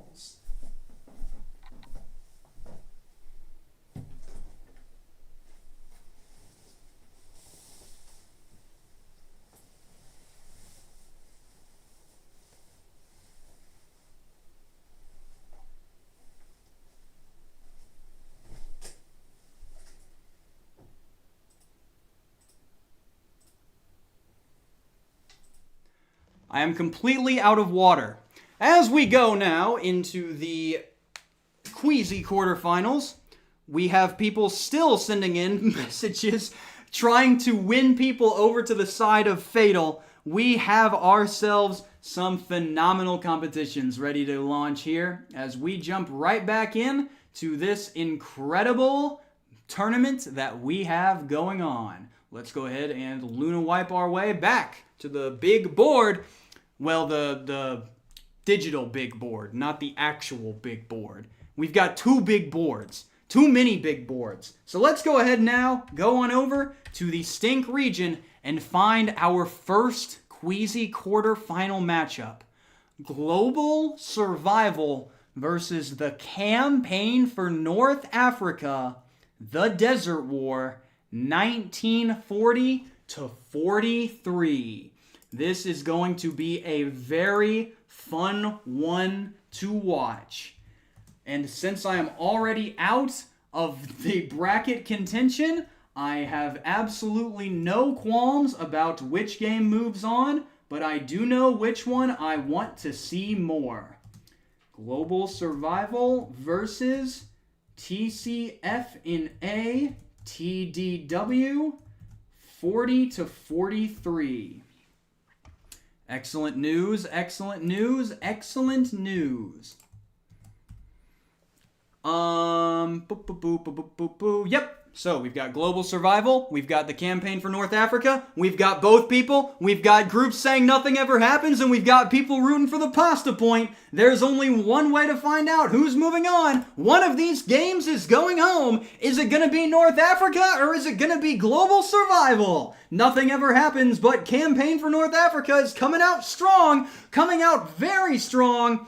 Is it going? The votes are updating, and the Campaign for North Africa is putting on an absolute show. The pasta points are flowing with a 72-28 lead over Global Survival. The number 1 overall seed is getting destroyed in the Queasy quarterfinal. We have not seen this level of North Africa dominance in the Queasy quarterfinal since this exact same thing happened in Weeb Goat 1 against the card game War. This baby is coming in strong and it is coming in fast. This is going to be an incredible, incredible finish for CNA. But there is nothing that Global Survival can do to patch this deficit, as nothing ever happens when you roll with Global Survival. There is something that does happen when you roll with the campaign for North Africa, though, is that you come in here and you win tournament matchups. Our very first Shabby semifinals competitor, who else could it be but the campaign for North Africa, the Desert War, 1940 to 43. Yes, sir, yes, sir, yes, sir. It is looking like another incredible tournament performance for the winningest game in tournament history. I'm going to go ahead and switch on over to the left side as we go ahead and get this Queasy quarterfinal continuing on. Yes, sir, yes, sir, yes, sir. Get that started up, get that rolling, and it's looking like everything should be rolling properly. Yes, yes, fantastic. We've got it, and we're moving on over now to the Stank regions matchup. We have ourselves a conference calamity. We have ourselves the Video Grin in Barrett versus the 24 DVD board game. Which one is going to come out on top here? Number 1, Video Grin in Barrett versus number 2, 24. I can just leave it at 24. Everyone knows what I'm talking about when I put in 24. Another 1 versus 2 matchup. Which one's going to come out on top? Hysterical Eddie versus Jack Bauer. People are throwing in, people are begging for Eddie to make it through this one. People are posting Jack Bauer as the victor, or as the villain. They're posting counter-terrorist operative Jack Bauer as the villain in this situation in order to try and get Eddie into the next round. There's only one way to find out which one is advancing, though. Ladies and gentlemen, the poll has started. The hot takes are coming in. Who's it gonna be? Let's see what these are. The chat is moving so fast, I'm unable to read anything. People are still claiming... People are writing songs about Hysterical Eddie, and what is it doing? It's working! Hysterical Eddie has a 2 percentage point lead over Jack Bauer as the votes continue to come in. Eddie's sweep is currently winning, but it is possible for Jack Bauer to still claw back this lead. He's posted a percentage point back, but Eddie keeps bringing it right back. The clock is ticking. There's not much time left. Can Eddie hold on to this lead? 52 to 48. Bauer continues to chip away, but every time he does, Eddie brings that percentage point back. We're running low on time. There's not many votes left to cast. And ladies and gentlemen, unfortunately for all of the Jack Bauer faithful, Hysterical Eddie is going to survive the counter-terrorism clutch. He is going to become the second game moving on to the Shabby semifinals. Hysterical Eddie brings it home with his horrid face and unappealing nature and genuine lack of fun all throughout his game, and successfully manages to move on once more to nab his spot in the Shabby semis. The 24 faithful are furious. They're calling it rigged. They're calling for blood, but they're the only blood on the hands are on hysterical eddies after another successful victory. And now people only have one question for Jack Bauer as we move down to the Stunk region. How could you not get through this? Do you know how much is riding on it? Unfortunately, he does not. Now it's time to advance to one of the most contentious ballots I'm sure that will be posted in this round. Yet another hit send message has hit the chat as Patrick once again posts a hit send card. Do you ever fantasize about me? This is what is going up against Fatal right now. He's managed to move hit send on past 15 love, taking down a furious competitor against Biggs Calderhead. But can it work against Fatal? Can it overcome such a legendary game? Such a legendarily bad competitor? There's only going to be one way to find out. Number 1 versus number 10. Can hit send ruin your real life enough to take down fantasy adventure to adult lechery? There's only one vote to cast, and it's time to cast it. Fatal versus Hit Send, 1 versus 10, the last major upset that can take place. The votes are starting to come in. And Fatal is actually being challenged. Hit Send does come out with a 34% round, which is by far the closest that Fatal has seen in the tournament so far. People are starting to use the Fatal faithful have to pull out the big guns and are using the words from the creators' responses in order to try and get more votes for their champion. This is going to be a much closer matchup than Fatal has seen anywhere else, but unfortunately it's looking like while Hit Send did put up a good fight, it is unfortunately not going to be enough. Hit Send really gave it its all and really gave a fight to remember, putting forth the best efforts we've seen against Fatal so far. Legendary performance from Hit Send in the Stunk region, and if it would have gone up against somebody else, it might have had a chance to make it further, but unfortunately, it went up against Fatal and becomes yet another fatality as the first-time tournament competitor advances to the Shabby semifinals. Ladies and gentlemen, Fatal continues to move on. And with that, we only have one more matchup before we reach the Shabby semifinals. Sending in mourning messages in mourning of such a phenomenal competitor. Honestly, I did not expect Hit Send to do that well for that long. That is an all-time storyline for sure, and it will most certainly be remembered. But we only have one game left before the Shabby semis. We need to go now to Am I Racist versus the video board game Rap Rat. We have, as our final matchup in the Queasy quarterfinals, Racism versus the Rat. Storylines all over the place. People rooting for their favorites. People desperately hoping that their champion will continue on. Am I Racist versus the number 2 seed, the Rap Rat. Number 1 versus number 2. We're seeing feed Matt to the Rat.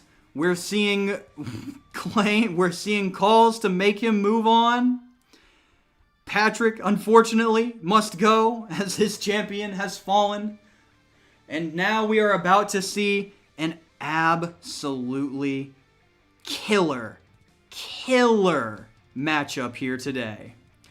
Ladies and gentlemen, get ready to cast your votes as we finally reach the last Queasy quarterfinal matchup.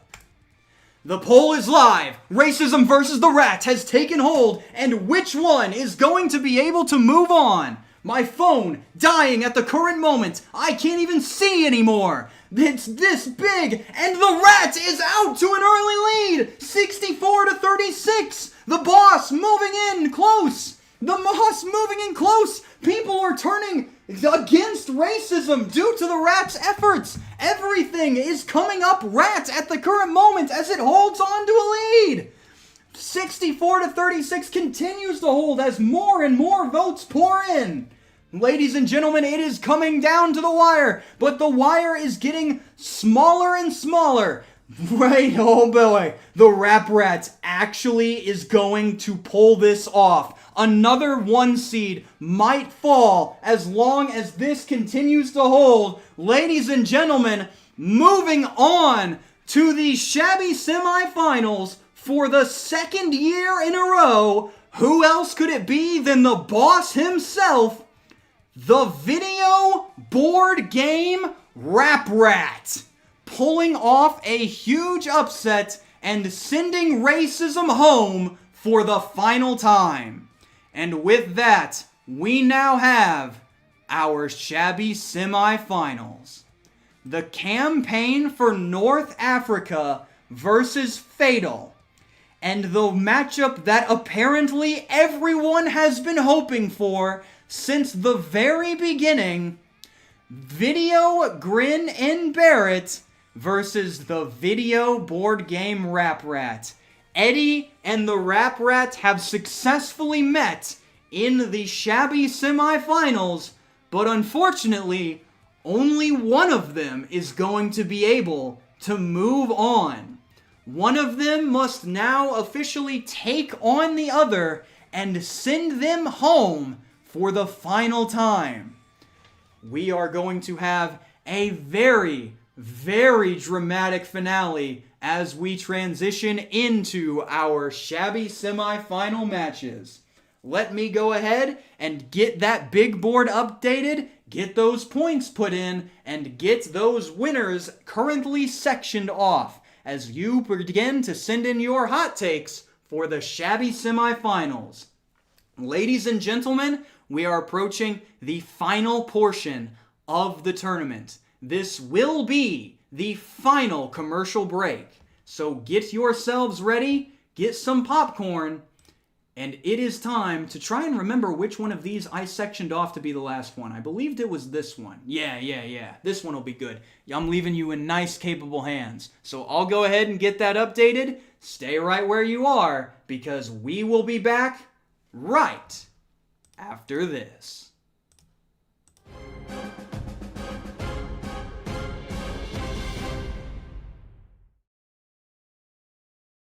Monopoly Cheaters Edition. Before, you weren't allowed to cheat at Monopoly, but now you can. It's not just okay to cheat in this game, it's part of the fun. But get caught, and you're cuffed. What will you get away with in Monopoly Cheaters Edition from Hasbro Gaming?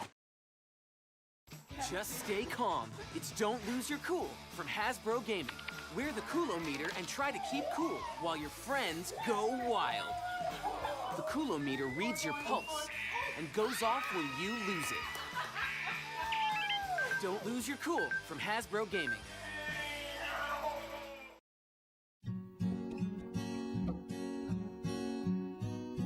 It's so much more than a game.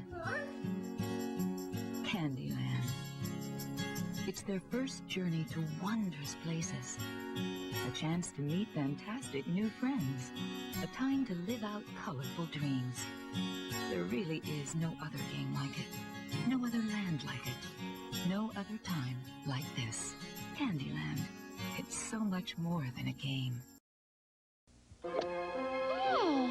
Ritz Bits peanut butter sandwiches with the delicious taste of real peanut butter on the inside and buttery little Ritz crackers on the outside. Who can resist a Ritz Bits sandwich with peanut butter? Ritz Bits sandwiches with cheese, with the taste of real cheese on the inside and buttery little Ritz crackers on the outside. Who on earth can resist Ritz Bits sandwiches with cheese? Remember Candyland, your first game? Now you can share the memories because you'll find it's still the same. No reading necessary. From Milton Bradley.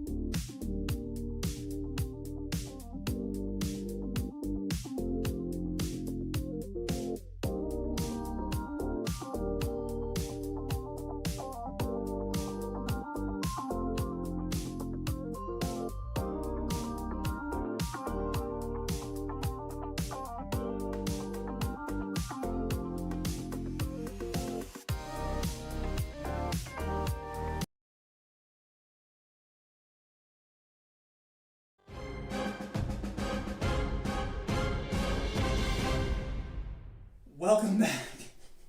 We are so close to the finale. Oh, I can feel it. Oh, I can feel it. Update on the bracket challenge. Last round we had a 2-way tie for first. This round we have a 3-way tie for first. Somehow, some way, both Carmelo and Garrick Bird have managed to hold on to their position, but also Nathan S. has just randomly jumped into the top 3 with also 1,200 points to their name. This is extremely ridiculous. And I imagine that if we have a tie, at the very end, I am going to have to go in and make sure that there was no cheating involved. I imagine that someone has tried, but in both of the other tournaments, every time someone has tried to cheat, it actually ended up working against them because the guy that they voted for after got knocked out in the very next round. So we've had a very well put together anti-cheat maneuver on this bracket challenge. I have a specialty one, so you can ensure that these results are going to be legitimate. But from there, we have an obscene amount of hot takes. So much that I had to freaking screenshot most of them because there were so many of them. Let's go ahead and start off with the newest one. Seikyo Saizen Saidai Saeko o Fatalo. I believe that is probably the Kamen Rider Ghost guy. Kamen Rider Ghost coming back. And I believe voting for Fatal. So if you're looking for an endorsement from Kamen Rider Ghost, I believe he is also cheering for Fatal on that one. As for the other ones, we've got this one. Hot take. North Africa deserves this. It's been so many years. It's been so close. Do it for Pasta. Do it for Patrick. Do it for Leone. Remember, if you vote for Fatal, apparently you hate Leone from Fire Emblem Three Houses. So that might go up and turn the tide in the campaign for North Africa's favor. But it has been in this position every single year, every single tournament, and has never been able to get it done. It is going up against an absolute monster this time around, so we'll have to see if it once again falls just short of that ever-promised ring. Rap Rat is once again back in my chat, writing in cursive, making it extremely hard to read. We will rise everyone, lather forever, hold hands, and get the W. You should be kidnapped, Cam, and force him to be our best man. So apparently they're scheduling a wedding, and I am being forced to be the best man. That is what you get when you vote for the Rap Rat, apparently. Please do not do that. Remember Candyland is starting to feel like a threat. Fantastic. I was hoping that would happen. I think that the Rat and Eddie's relationship are an unprofessional conflict of interest, and both should be disqualified from the tournament. That would be very good to just knock out 2 of our final 4 teams in the Shabby semis. So we're not going to do that.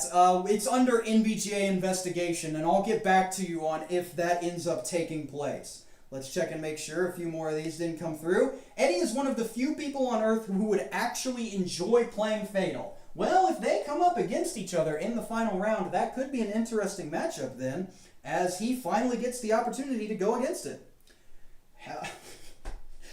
Patrick comes back in here. How in the world did I become a battle call? That's just what happens when you come in here. Nobody knows what's happening. Apparently these two are in a relationship now, and one of the viewers has just become a rallying cry for North Africa. You never know what to expect, Patrick. Another hot take coming in here from this side. Whoever wins Eddie versus Rap is in the top. Oh, I see what they're doing here. Whoever wins Eddie versus Rat is the top in the Yowie. I keep seeing that word thrown around throughout this adventure that they've got going on here. I don't know what that means, and I really, really don't want you to tell me. Just keep that to yourself. We're going to focus on the board games here and vote based on which one we think is worse. Let's do that. I think Fatal versus Grin and Barrett would be funny AF. Fatal versus Grin and Barrett would be a very good matchup there, as Eddie does get to fulfill that wish of wanting to play Fatal for the first time. Let's go ahead and see what moves on. Oh, right. The time has come. The rat will devour Eddie's soul and become the ultimate life form. Eternal glory to the Rap Rat, for he is the boss. That could be something to keep in mind.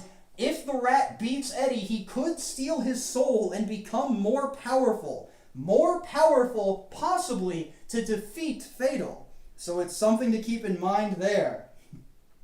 And finally, the last hot take that we have at the current moment. In Fatal, you spend 4 hours throwing dice to decide a stupid stat like how fast your toenail grows and how they taste. Fatal for the win. That is true. 4 hours of non-stop dice rolling just to make your character.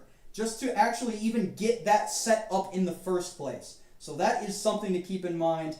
It is a bad one, but so is North Africa. Remember, people have finished Fatal campaigns. They've never finished a game of North Africa. Last one in here as the stream continues to glitch out. Guys, it's Fatal. The amount of debauchery, insensitivity, and just plain distaste. Fatal makes adultery look like Candyland. So, all of those have been put in. All of the hot takes have been gathered. And all of your votes will soon be tallied. TCFNA, the longest game, never been finished in history. Fatal, widely regarded as one of the worst TTRPGs of all time, has defeated all of its competition by massive amounts. I'm on this side now. Hysterical Eddie and the Video Grin and Bear It game encourages you to not have fun, encourages you to have a bad time, and makes you do just a completely random assortment of not things you would expect from the first half of the game. Really gets you on the switch up there. And of course, the video board game Rap Rat coming in with all of its charm. The demon himself. The one who has screwed with me and delayed my packages and forced me to move on 2 separate occasions, coming in with a kind of fun gameplay loop if you get around to it, but some of the most unbalanced detriments that you have ever seen put into a board game, guaranteed to make some little child cry in one way or another. These are your Shabby semifinals competitors. All of them have something that they bring to the table that no one else does. Apparently, these two are in a relationship. These two are at each other's throats. And it's going to be a very interesting Shabby semifinals for sure. Somebody is telling me what yaoi is when I explicitly told them not to. And that better not happen. So, we're going to go ahead and move on to this round. And from there, I will simply move on over, write the winners down, and we will advance to the Grievous Grand Finals. The most consequential round of the tournament thus far is about to take place, and you will be at the center voting the winner through all the way.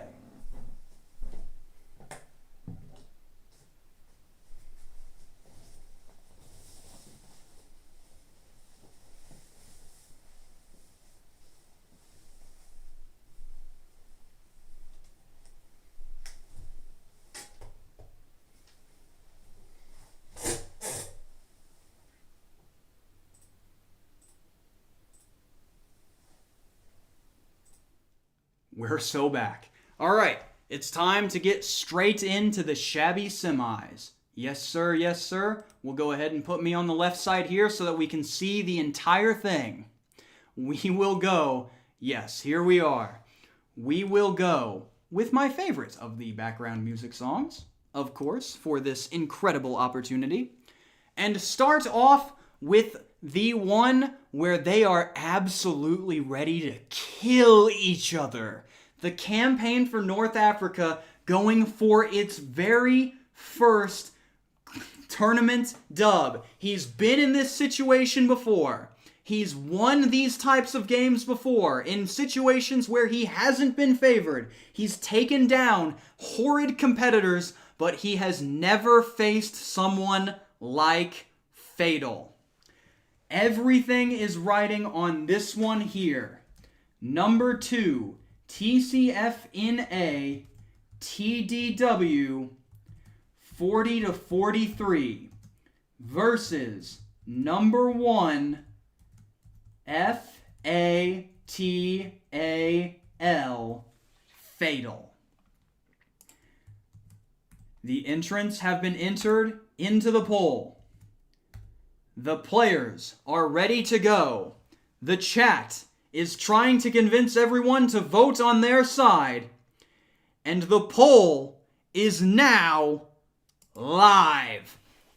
Ladies and gentlemen, it's time to vote. The campaign for North Africa versus Fatal. Which one is going to take it? And it is a close matchup right out of the gate. 57-43 right from the get-go. North Africa keeping it close. Fatal on taking that early lead, but CNA keeping it close in order to possibly grab that late game surge. We've seen late game surges before, switch up the rounds. That's how Global Survival lost in the very first one. So it depends on whether or not North Africa can keep the momentum going and get over that hump. As more time passes and more votes are tallied, Fatal continues to hold that lead. It needs to chip away right now if it wants to stand a chance, and unfortunately, it's looking like it's not going to be able to do it. One more opportunity. If it can get that late game push, it can go forward, and it looks like,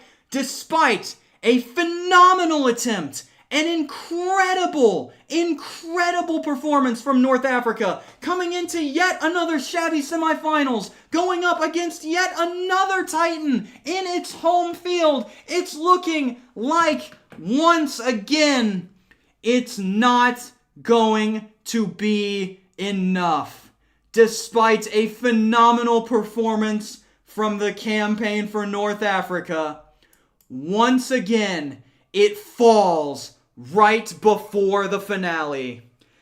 Fatal has advanced to the final round in its very first tournament, and the campaign for North Africa will once again become the bridesmaid searching for that ring.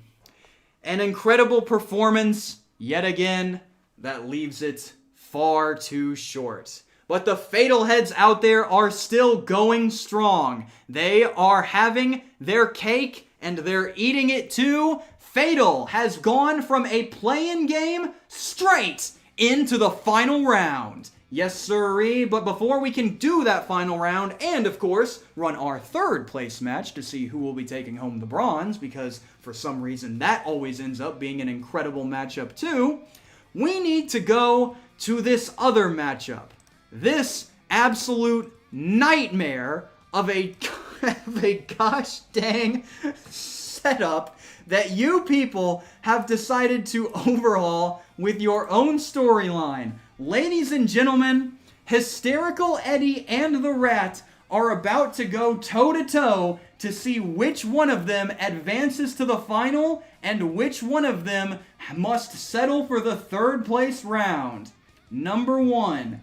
Video Grin in Barrett versus number 2, the Video Board Game Rap Rat. We have yet another 1 versus 2 matchup for the ages. Hysterical Eddie versus the Demon. Both of them dead. Both of them haunting, unsuspecting poor souls. But which one is stronger? There is only one way to find out. Only one can advance while the other goes home.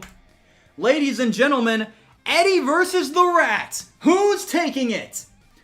Calls for Eddie, calls for the Rat. Both of them strong, both of them coming in fast, both of them being voted for, and the Rat holds a slight lead. 57-43, it is another close game. People throwing in everything they can to win people over to their side. Everyone trying their best to get their champion into the final, but the Rat has managed to claw another percentage point in his favor. It drops back down to 57, but it's moving back and forth between 57 and 58. This is a lead that he can hold on to if he wants to secure this victory. This is looking like a good opportunity for the Rat to actually take this all the way. He missed it last year. He lost in the third place matchup. But this time he is back. He is stronger. And he is ready to take down this hysterical Eddie in front of him today. And ladies and gentlemen, as the votes continue to pour in, the lead does not waver. The fans do not falter. And the boss continues to stay number one, even as number two. Ladies and gentlemen, advancing to the Grievous Grand Finals, we have the Video Board Game Rap Rat in all his demonic glory. Who could ask for a better final round than Fatal versus the Video Board Game Rap Rat? Two competitors with so much to offer. But before we get there, we need to give, of course, a time of mourning for all of the Eddie fans out there. And I need to update this little thing. Actually, we'll go ahead and keep the bracket challenge where it is right now. I can go ahead and I won't be able to see who is in first, but I will be able to go here and update the thing so you will be able to see what your points stand at. So I'll go ahead and do that right now. Tournament results. We have Fatal moving on past North Africa and the Rat moving on past Eddie. You'll be able to see what that does to your point total. More cursive text that I struggle to read, but I will have to as we move over and update the big board. Let's go ahead and get that sucker put together as we move on to the Grievous Grand Final. Make sure I've got this on the right one. Excellent. This is also your opportunity to send in those final hot takes as I finish off this big board bracket. We have no markers. That marker doesn't work. We're going in red. The Grievous Grand Final. F-A-T-A-L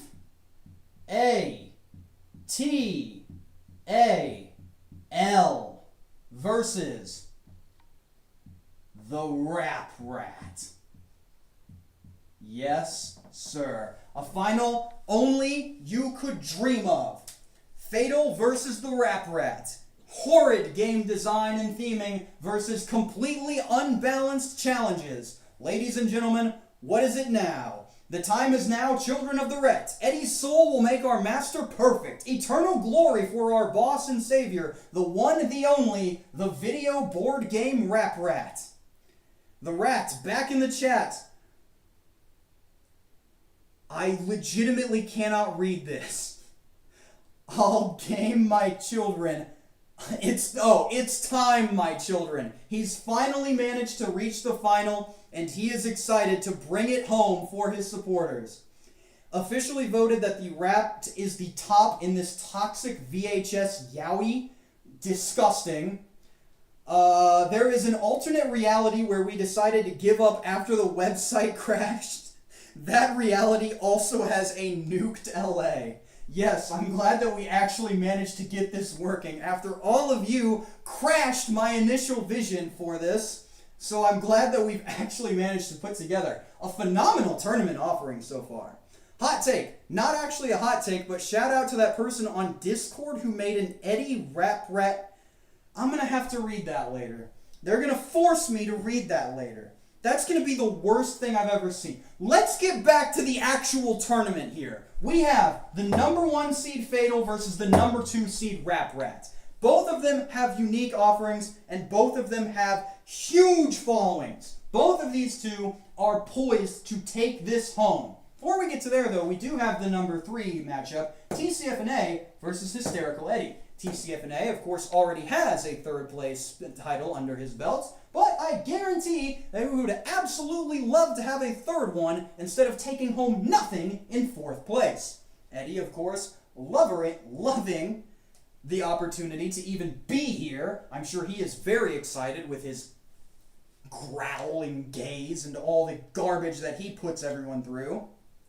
And as we go in, we have a few more hot takes before we hit the final votes. Just remember, one will traumatize your kids, the other is a video rat. I guarantee that any kid that got hit by the missed turns equal to your age was freaking furious. But yes, if you end up going up and playing Fatal, it is going to be quite a rough time. Although I don't know what child should ever have their hands on this nonsense. You would expect a kid to play Rap Rat.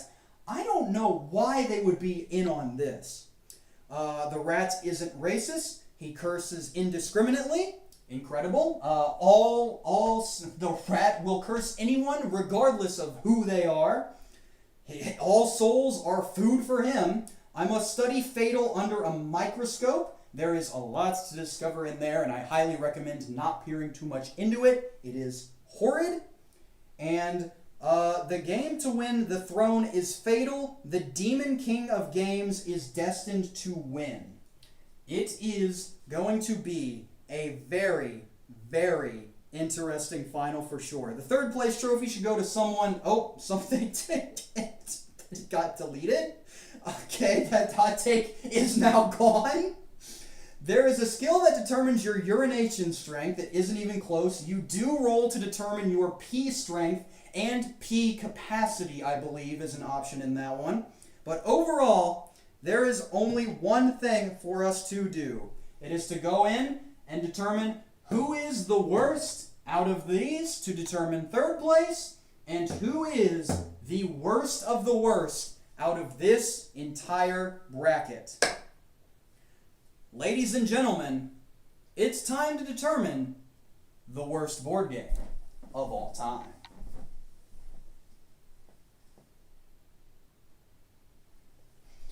Also, last hot take, the guy said that the one that got deleted earlier was that 3rd place should go to someone who is alive and not a soulless husk. So if that impacts your voting, keep that in mind.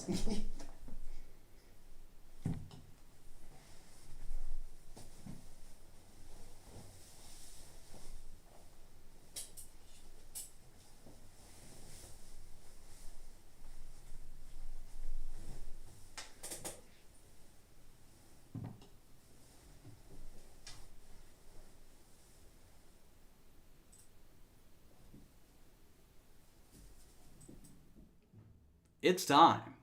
We only have 2 more polls in this bracket to determine who will be the winner of Weeb Goat Live. So let's head over to the big digital bracket now and see who's going to be taking home 3rd and who's going to be taking home 1st. We'll start off with the 3rd place matchup because we love doing the best one for last. Let's go ahead and start up this new poll. We have, of course, the perennial bridesmaid, the campaign for North Africa, the Desert War, 1940-43, TCFNA, TDW, 40-43, versus the number 1 seed, Video Grin in Barrett. Put this in here. Number 2 versus number 1. I about put them in the wrong order, and then I would have gotten destroyed for that. TCFNA versus Video Grin and Barrett. Rommel versus Eddie. Who is going to take home our bronze medal match? The poll is live and the voting commences. An early lead, a lot of calls for Eddie, but a lot of calls for a CNA sweep. Another 3rd place title could be added to his, but Eddie could want to go home not empty-handed. Through the initial run-throughs, it looks like North Africa is carrying a massive early lead. 71% going for North Africa, but Eddie is looking to try and claw away with that. He's already brought 3% of the vote back to his side. We're looking at 70 to 30 right now. So let's determine whether or not he will be able to claw more of that. He'll need to get more of it and more of it as we continue to go on. It's looking like it's not going to be able to do it. Hysterical Eddie just does not have the votes. Unfortunately, Eddie does not have the support that North Africa does because nobody blessed the rains in the VHS world. But they did bless the rains in Africa, as with a 69 to 31% round, the campaign for North Africa is the winner of our third place matchup. This brings his total victories to third place, second place, and then third place yet again. Boy, you cannot get a more consistent finisher than the campaign for North Africa so long as you are you're hoping that he doesn't finish in first. It is looking very good. Looking to see the final reactions from this one. The rat is telling me to F off. I don't even understand what that message even means. Something about Rule 63. Too much internet speak. I don't understand any of it. But we're now at the final match. The final fatal match. The final Rap Rat match. We are bringing it in for the last time in this tournament. Who will be bringing home the bacon? Who will be bringing home the title? Will it be the number 1 seed, Fatal?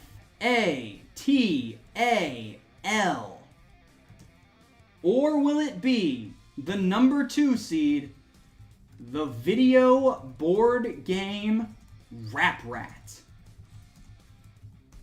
A parrot at the wheel, Fatal at the ready. People are writing songs in Fatal of the Rat. People are saying the rat has the souls required to vote for the rat. And this is going to be the determining factor in who brings home this beautiful set of collectible breakies. So for the last time on this bracket, ladies and gentlemen, the poll is live. Fatal versus the rat in one final match. The common Ghost Rider is rooting for Fatal, and right out of the gate, he's taking an early lead. 67% going for Fatal over the rat. The rat bringing in a 33, starting off pretty weak in terms of what you need to get this done. He's going to need to claw this back incredibly fast if he wants to stand a chance, but Fatal is looking to be another huge fatality. It's not looking like he's going to be able to put together the support, even with the Eddie stands, even with the Rap Rat believers, even with all of it coming in clutch for the Rats to get him to this moment. Fatal is so strong. We've even got people putting in the support for Fatal for him another time, another land, fantasy adventure to adult lechery. Everything is coming up for a Fatal sweep. Ladies and gentlemen, as the votes continue to pour in, it is now officially mathematically impossible for the Rats to claw this one back. Ladies and gentlemen, sorry to say, but even as the rat begs for mercy, Fatal gives none. Ladies and gentlemen, the final fatality of the bracket, Fatal claims the Weeb Goat Live tournament title. a full-on fatality that brings home the bacon in his very first tournament. Fantasy adventure to adult lechery, or from another time, another land, the title matters not, as the worst of the worst is granted to the worst tabletop RPG. Let's go ahead and upgrade the bracket standings to reflect this new winner and bring you your final tournament results. You should now be able to properly see your final results, your final finishing position, and from there you will be able to determine who got first. Can I do that at the current moment? Not without taking a 10-minute long break, because I have to go through and move around everybody's names to make sure that someone isn't cheating. We, however, are going to, of course, do one more thing. We have, of course, 2 more games that our current champion needs to go up against. Ladies and gentlemen, he is the worst of the Weebgo Live, but is he the worst board game of all time? In order for it to claim that glorious title, he will first need to take down the previous champion, Adultery, and then be able to defeat the current worst board game of all time of Breaky. Will it be able to do that against the game made for no one? A game designed so poorly that not even the swingers will enjoy it when they're the ones that were made it for. A referee specifically designed to block you during gameplay. And will it be able to take down, if it gets past him, the most worthless game of all time? It is going to be up to you, so let's see just how far Fatal can really go. I don't really see any need to go back to the big bracket, as well, we've got our competitors here, so let's go ahead and move in there. We've got a bunch of people showing support for Fatal, saying that it's a phenomenal finish to a phenomenal run. And Ultra Fatality is what they're going for here. So, can it complete that full Fatal sweep? There's only one way to find out. We cannot end a tournament without determining who the worst of the worst is, so we must do this now. What do we do here? First is Adultery. Number 1. Or here, we'll go by year. 2024's champion, Adultery, who lost its title to Breaky and now acts as the guardrail for anyone looking to claim the title. And the newest member, 2026's competitor, FATAL.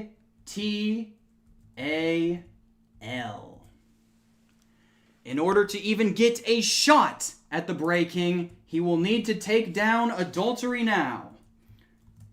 Adultery will be voting on names this time instead of seeds, because all of these, believe it or not, were 1 seeds. The NBGA Selection Committee continues to be undefeated in their little adventure. And now it is time to vote. The game made for no one versus Fatal. The game with its own freaking theme song. The vote is now live!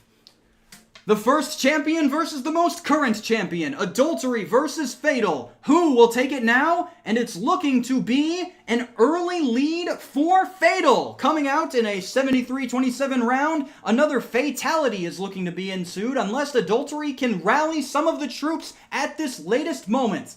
We need a huge stream of votes to be able to come in through for Adultery if it wants to have a chance. It does not look like it's going to have the support. It is, in fact, the gatekeeper for the real worst board game of all time, but unfortunately, the game made for no one cannot get past yet another fatality.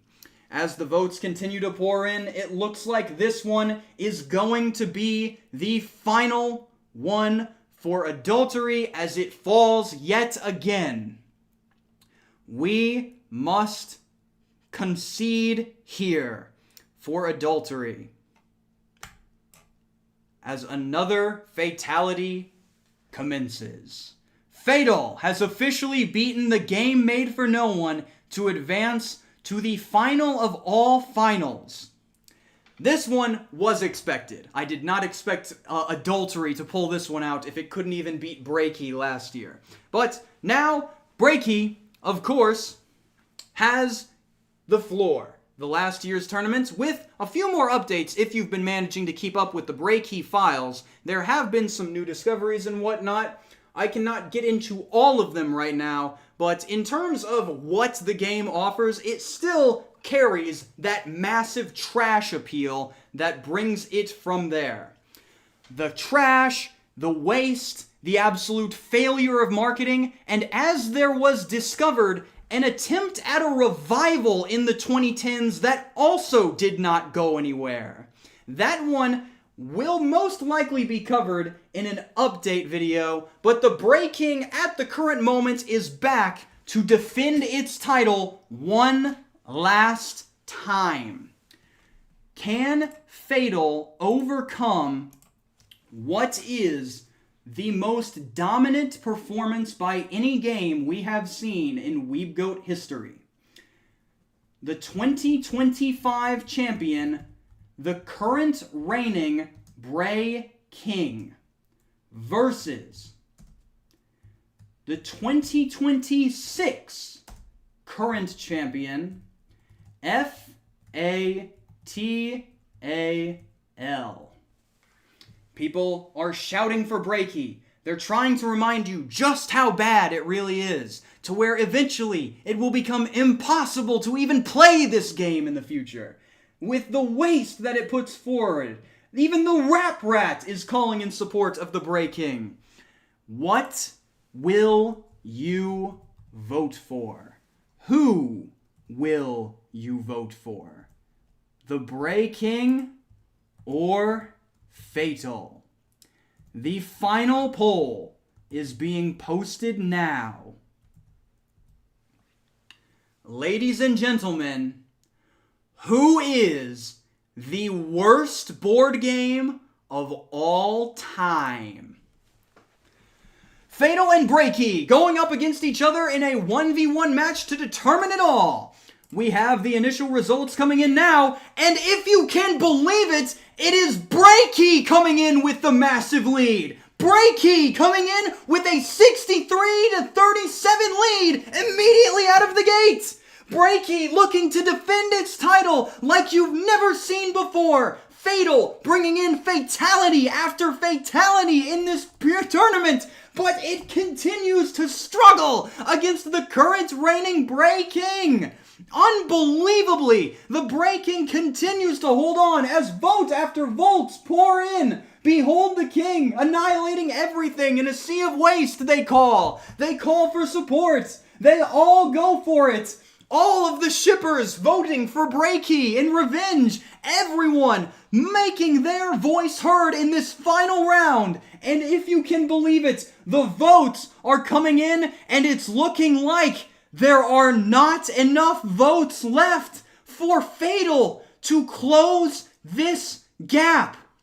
No matter what your theme is, no matter what you do, no matter how obtuse your game is, it unfortunately is not enough to overcome a game that makes you work and bleed and pay for the privilege to continue to play it, and will eventually become unwinnable due to the pure amount of trash it will produce.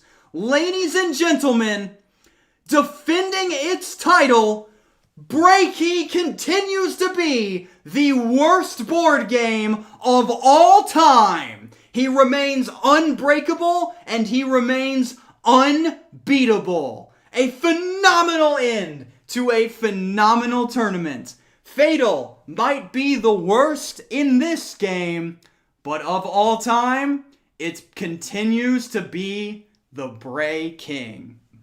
A phenomenal pouring of support for this tournament, and a phenomenal pouring of support for our continued grand champion. You simply cannot beat what can't be broken. Of course, with the ending of the tournament finally commencing, we will be able to, of course, mail our current and now continued champion to the winner of the bracket challenge. I will get those scores tallied tomorrow to make sure that everything is tip-top shape, and make sure that this gets mailed, announcing the winner of that some point tomorrow. So keep your eyes peeled on the community tab as you see who exactly got first, second, and third in this glorious tournament. Everything went... Breaky threatened the very future of the industry. You gotta love the corporate greed. Overall, fantastic stuff. I'm glad that you were all able to come out and vote in this phenomenal tournament. We did have some pretty rough stretches there at the start, what with you guys crashing my initial website idea, but we managed to adapt and move forward from there. So I am thankful to everyone that came out and supported this run-through. If you want to jump into the Discord, I will go ahead and jump into the voice call so that I can answer any questions with the tournament structure and the tournament performances and what my thoughts were on the tournament. So I'll be heading there now to give my thoughts on how this all played out. As for everybody else, I thank you so much for your support and for your continued support of the now continue reign of the Bray King. Everybody, this has been the worst board game of all time tournament live. And for one last time, signing off for Remembering Candyland and Remaining Unbroken, I am KamSandwich. Thank you for watching and have a fantastic day.